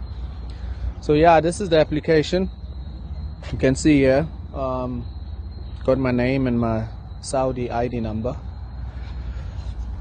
I mean, every country has their own applications now. It's not like a new thing, but they had applications in South Africa and other places started off as like just for COVID protection, for update you and on the happenings or the latest news or the hotspots or whatever. Now this is to control you wherever you go. You can't go anywhere without this application. You can see here, it says on the green space, no record of infection. If I click on it, there's a different health conditions. Arrived from abroad. I was in blue when I came from South Africa. I had to quarantine. It tells me what to do, quarantine for 7 days. Now I'm in the green zone, no record of infection. Okay, but that's not the top. The top is the dark green, saying immune. It says the user has completed the doses of the coronavirus vaccine. Do you see that? Right? Doesn't say immunity. Doesn't say had the virus and is now immune. It says you got 2 doses of a vaccine, and that's listed as immune, even though they state that it doesn't last 2 months at the best is what I'm hearing. And that's it. Like we told you, the green pass from Israel, that's it. It's only about the vaccine. Doesn't matter that the NIH themselves have stated that you have lasting immunity from COVID-19. Doesn't matter because it's only about the vaccine. Which means you have taken both doses of the vaccine. So now you have to show this. When you walk into the shop, you have to show this. They can even scan the QR code to see if it's true or not, if it's you or it's somebody else. So they're already pushing for people to get up to this dark green. They're giving stores big money to give discounts to people for those who have the vaccine. You hear that? So now they're giving discounts to people with the right color pass, right? This is exactly what we warned about, right? This is just like with the Sesame. You realize how easy this can transition into like a Sesame credit, a social, like just like James Corbett talked about, right? Where if you get less points if you don't do certain things, if you don't trust what the government says, right? If you don't promote the right person, you get less points. And those points amount to what you're allowed to do in society, right? If you don't say the right things for a whole week, you might not be able to go to the store, might not be able to take the bus. That's exactly what this is amounting to, right? If these people are getting special treatment, if they do certain things, this is already here, guys. This is happening. I just don't know why people don't want to admit that it's here. I get emails at work. I get SMS every single day to book an appointment for the vaccine. They talking. She gets emails every day to book appointments for the vaccine every day, despite not wanting to. Right? You will be coerced in every possible way. Tell me you don't see that coming. About traveling rumors and airlines and that are going to start allowing only people with the vaccine to travel. So it's pushing, it's coming. But basically, I can't go anywhere without my phone now, and I can't go anywhere without internet connection. Can't go anywhere without your phone. Can't go anywhere without internet connection, right? Because you won't be able to get around. That means they're tracking your phone like we already know that they are. So now this is a guarantee that it's with you all the time, no matter what. And he's going to go on to say he needs internet connection because this doesn't work without internet connection. Do you realize how important that is? Because it's not, if it was only about your data and your record of whether or not you got this, they wouldn't need the internet connection. It could be stored right on your phone. It could be stored in that QR code, but it's not what's happening. They need you to have internet connection because it's more about following and tracking what you're doing, where you are, and who you're engaging with. That's what it's about. Because I won't be allowed to buy, I won't be allowed to sell, I won't be allowed to interact with people in any place of business or any shop or if I want to visit one of my friends in another compound or something, I can't go because they're going to ask for this app. And just the phone itself is not enough. I need to have an internet connection also because this needs to be connected to the internet and my location needs to be on. There's some O's that got into trouble and they got arrested because they had a gathering at the one O's house where there were over 20 people. Nobody need to report or anything. The application shows how many people are all together at the same time. So this is what it is. I left 2 months ago, came back, and this is how we're operating now. Not just for me, for my wife also. And if I go to, you can see here, health passport. Basically, your phone is now your passport with this application. Health condition card, that's where all my family members are. COVID-19 test, my records of tests and all of that. Gathering place code, you can see that. Every place has like a QR code that they want you to scan so that you can say that you were here, and the phone, they can have evidence that the phone did scan that QR code. This is how we're operating, bro. I can't just get up, walk out my house and just go where I would like to go. No, I can't. Those days are over here. So this is where we're moving, bro. Slowly, the building blocks are being built. I just wanted to share that. We appreciate that. Right. Thank God some people out there are trying to get this stuff through to us. I mean, for crying out loud, man, that's wild. Like, this is exactly what we've been warning about. He cannot live his life anymore, right? He can't just get up and go out the door. He needs this thing with him, this object. I mean, this is exactly the concern. I mean, you go back and look at the conspiracy theories about this topic from like 20 years ago. This is exactly what they were warning about. And that's it's just almost comical at this point, right? I mean, we were warned. Now exactly that same point again is, will we recognize that we need to do something about this now before it's too late? Hopefully. Here's what they're doing now, because they realize how much we see, how ridiculous this is. They see, again, when you got 60% of healthcare workers, the very people they were screaming were heroes until they didn't do this. Again, am I the only one that notices that? You notice how quickly that stopped happening? How all the dancing nurses and the hero discussions just went away the moment that 60% of the nurses weren't taking the vaccine? How does that not show us everything? It's just how pathetically obvious that is. But here we are with 60% of our nurses saying no, a third of the military saying no, only less than a third of the entire country being vaccinated with 2 of these shots. And they know that we're not seeing this, and they're pretending infrastructure problems, so we don't think it's that we don't want it. And this is what they're doing now, because we're not buying it. Feeling unsettled, anxious, maybe you have COVID-19 vaccine envy. So what is this really tailored at? Is this actually tailored at someone like me, that I'm going to read this and be like, maybe you're right? Because if somebody believes in this already, this won't make sense. Because if they believe in it, they're already trying to get it. If they're uncertain about it, I mean, this is just such a strange effort, but it's desperate. This is desperation. Convincing us that the reason we feel uncertain is not because the government destroyed my job and I can't feed my family and you're trying to force medications in my arm. No, it's none of that. It's because we didn't get the best thing in the world that everyone else got already. It's just like, what is crazy? It is really crazy to me, but that's the whole point. Not to waste time on this. It's just, this is shameless propaganda to try to convince you that the reason you're unhappy is not because of all the world going to hell because of your government. It's because you haven't gotten this great thing yet. It's totally hasn't been proven to be great and is completely being tested. It's unproved. It's just all the same old things, but whatever. And here's another exactly perfect demonstration of how desperate they are. They trot out Obama, Bush, and Clinton all together. Let's just bring them all out in their same trench coats to come out and say, hey guys, get the vaccine. This is like eerie to me. Like, this is weird. The way that they did this, I mean, this to me, I don't know what else this screams, but absolute desperation. They need you to do this. And I've never seen such a weird, shameless effort to get these people to come out and say, do this vaccine thing for us. From both sides of it. You got the Republican, you got the Democrat. It's such a strange, what does this show you more than anything? That they're all on the same side. That it's all a big agenda. And the moment they pull the curtain back, they're all standing there going, do it, man. Do it. Take it. It's good for you. It's scary to me. Our fellow Americans. Right now, the COVID-19 vaccines are available to millions of Americans. And soon, they will be available to everyone. The science is clear. These vaccines will protect you and those you love from this dangerous and deadly disease. Except that's completely untrue, though.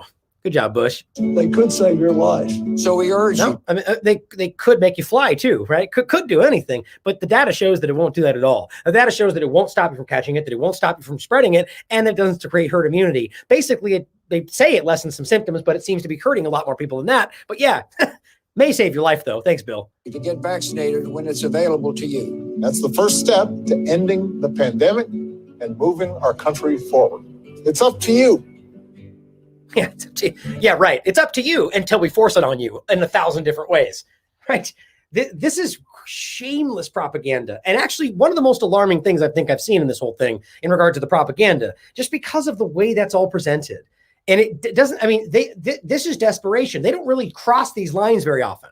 And they're doing this in a way to show you that they're all on the same side. So you should be too, right? All the elitists over there in their big game. This is about getting you to trust them. Just a couple of friendly uncle figures that have murdered entire countries and destroyed their economies and starved people to death. You know, it's all good fun and freedom, right? Just trust them. Just take the vaccine, right? It's like, it's just, these are war criminals that are telling you that. These are people that have murdered entire generations. All, you know, it's all worth it though, according to Madeleine Albright, but just take the thing. Thank you, war criminals. We can trust you, right? Well, here's another shameless effort to get people to want this ridiculous thing. This is not a joke, by the way. These are actual pins and necklaces and earrings in the shape of Moderna vaccine vials. Now, let me ask you something. Why is it Moderna that's the one like that? Doesn't that show you something? I haven't seen Johnson & Johnson fake ones. I haven't seen Pfizer. I've seen Moderna, though. Seemed interesting that Moderna was, you know, the main platform and the whole thing. Guess it's just coincidence, though. But this is real.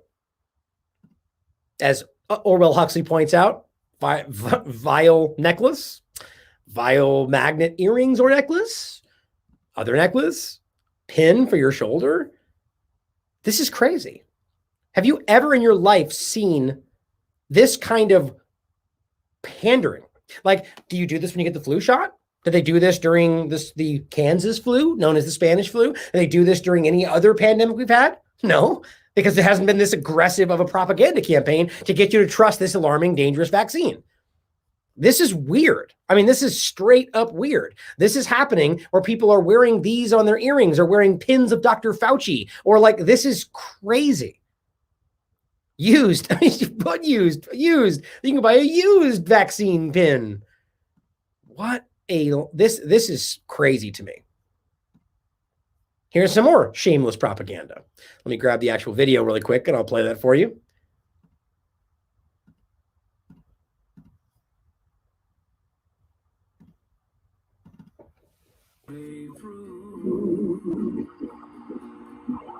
By the way, I completely take issue with this person's song being used at all.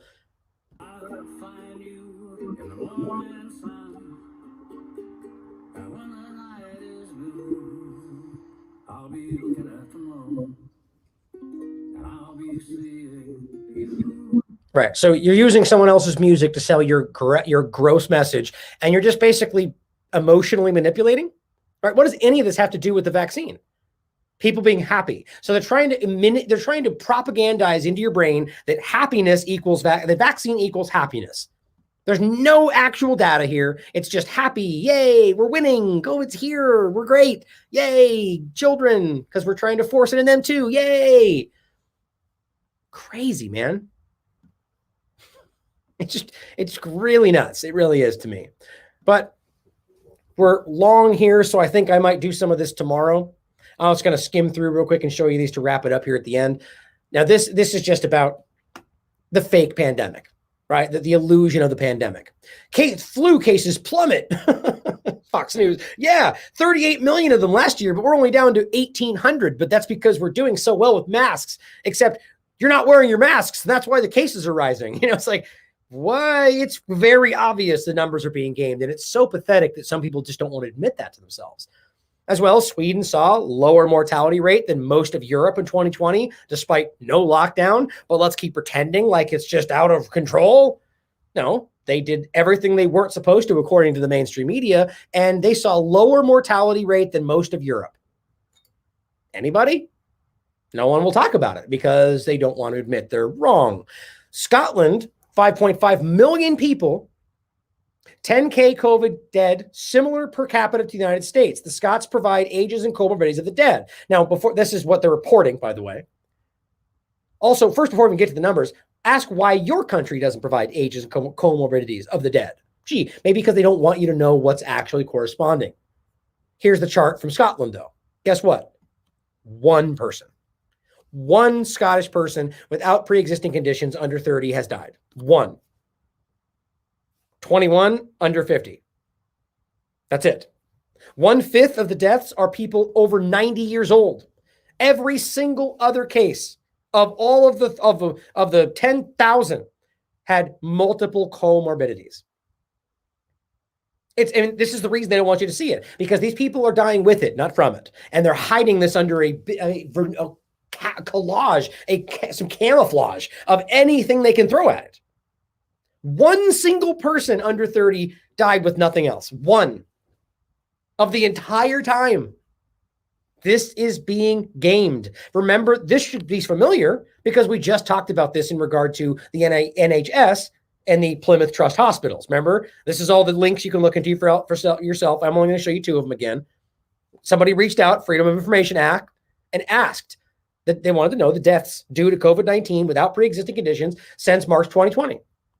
And their response was, University Hospitals Plymouth Trust takes the view that the actual number requested is too low to be disclosed. Too low to be disclosed. And as they say up here, they consider 5 or fewer deaths related to patients without pre-existing conditions. They say the reason they can't, the information is considered exempt from supply in accordance with a government act. So the trust received the information in confidence and it can't be shared. So because the government made a law that says they can't divulge this information because they're hiding something, they just won't tell you. But they're telling you it's fewer than is allowed to be disclosed. So basically less than 5 people of the entire time period died without pre-existing conditions. That's it. And the entire hospital, which by the way I showed in the past show, was shown to be crazy and overblown and everyone's overwhelmed, and not really. Well, deaths in general due to this since March. Same thing. They take the view that the actual number requested is too low to be disclosed. We're being lied to in every possible way. And to finish off on that exact point, here's the BBC telling you, secret filming exposes contamination risk at less test lab results. Now, I don't trust the BBC, and I don't know what they're trying to accomplish here. More than most, I don't trust the BBC. But in any case, just recognize what they say they found. And you know what I don't think is funny, by the way? What they talk about here is a BBC reporter was working as a lab technician. They filmed the staff cutting corners and processing samples in a way that could cause contamination. So they went in undercover and filmed them without their knowledge. Do you know how many times the BBC has made fun of Project Veritas? Hypocrites, right? It's only good when they do it because they're the good journalists. No, you're a bunch of lying hypocrites. But in any case, let's look at what they found. And as always, take it with a grain of salt from anything mainstream media. But it's interesting that they would point this out. This means that some people who had taken a test via the NHS test and trace may have received no results or a wrong result. The lab said it had followed all necessary rules and regulations. But guess what? Guess what they captured on film? Checks to ensure samples could be identified were rushed, meaning tests were sometimes discarded unnecessarily. Some test samples glooped across an area where other samples had been placed, risking contamination or maybe ensuring that they're all, I mean, who knows how that works out. A quality control scientist telling the reporter that the quality of the results progressively got worse throughout the day. Really? Now, this is kind of like the most unimportant finding in all of this, because the PCR test itself is far more, it creates far more false positives than even what we're pointing out here. But just add this to the growing list of reasons why everything we're being told is suspect. The numbers, the lockdown, every part of this is very clearly being shown to be part of some kind of orchestrated manipulation. I don't know how you can't see that by now. Speaking to the one person out there in the show, going, you're lying. But it's pretty damn clear, guys. And yet look at us, right on par for 3 hours. I did my best, but there's so much here. It's just so obvious. And, you know, I've come to, as I've said more than once, realize that there's a lot of people out there that are using this show as their resource base. And I think that's fantastic. But I recommend that you still continue to dive into this all for yourself, because I can make mistakes like anybody. But I hope that you do that. I hope that you take the pieces of this show and you break it off, you know, give me credit if you feel necessary, and make that main point something bigger. There's so many things throughout this that are just big, obvious realities that no one wants to point out. I am just somehow not capable of taking one of them and doing one show about it, because I feel like I'm failing you on all of the other topics. You know, I have 1,000 things up there, and even though one of them that probably, if I did 10 minutes of it, would probably go viral, I can't do it. I feel like I'm failing if I'm not covering all this stuff. I want to be the full show, not just a one clip. You know, we're coming here to hear the whole story, everything that's going on. And I'll keep doing that as best I can. So thanks again for Chalice in this moment, for letting us stream through. I don't know if it's still going through. Maybe they already deleted it, but I have no doubt that they probably will at some point. But we will continue to use anybody out there willing to help us to keep the pirate TLAV stream going on YouTube, to break through, reach people, but at the same time continuing to broaden out into every other part of this sphere, all the other platforms, including the one coming very soon. So thank you for being here, and thank you for questioning everything. I truly, as I've said before, more inspired than you know by watching the few comments that I'm able to see while we're doing this, and just watching how you engage and how everybody continues to fight for what's going on, to fight to inform people. It really inspires me every single day. I continue doing this because of you guys, period. I love you all. As always, question everything. Come to your own conclusions. Stay vigilant.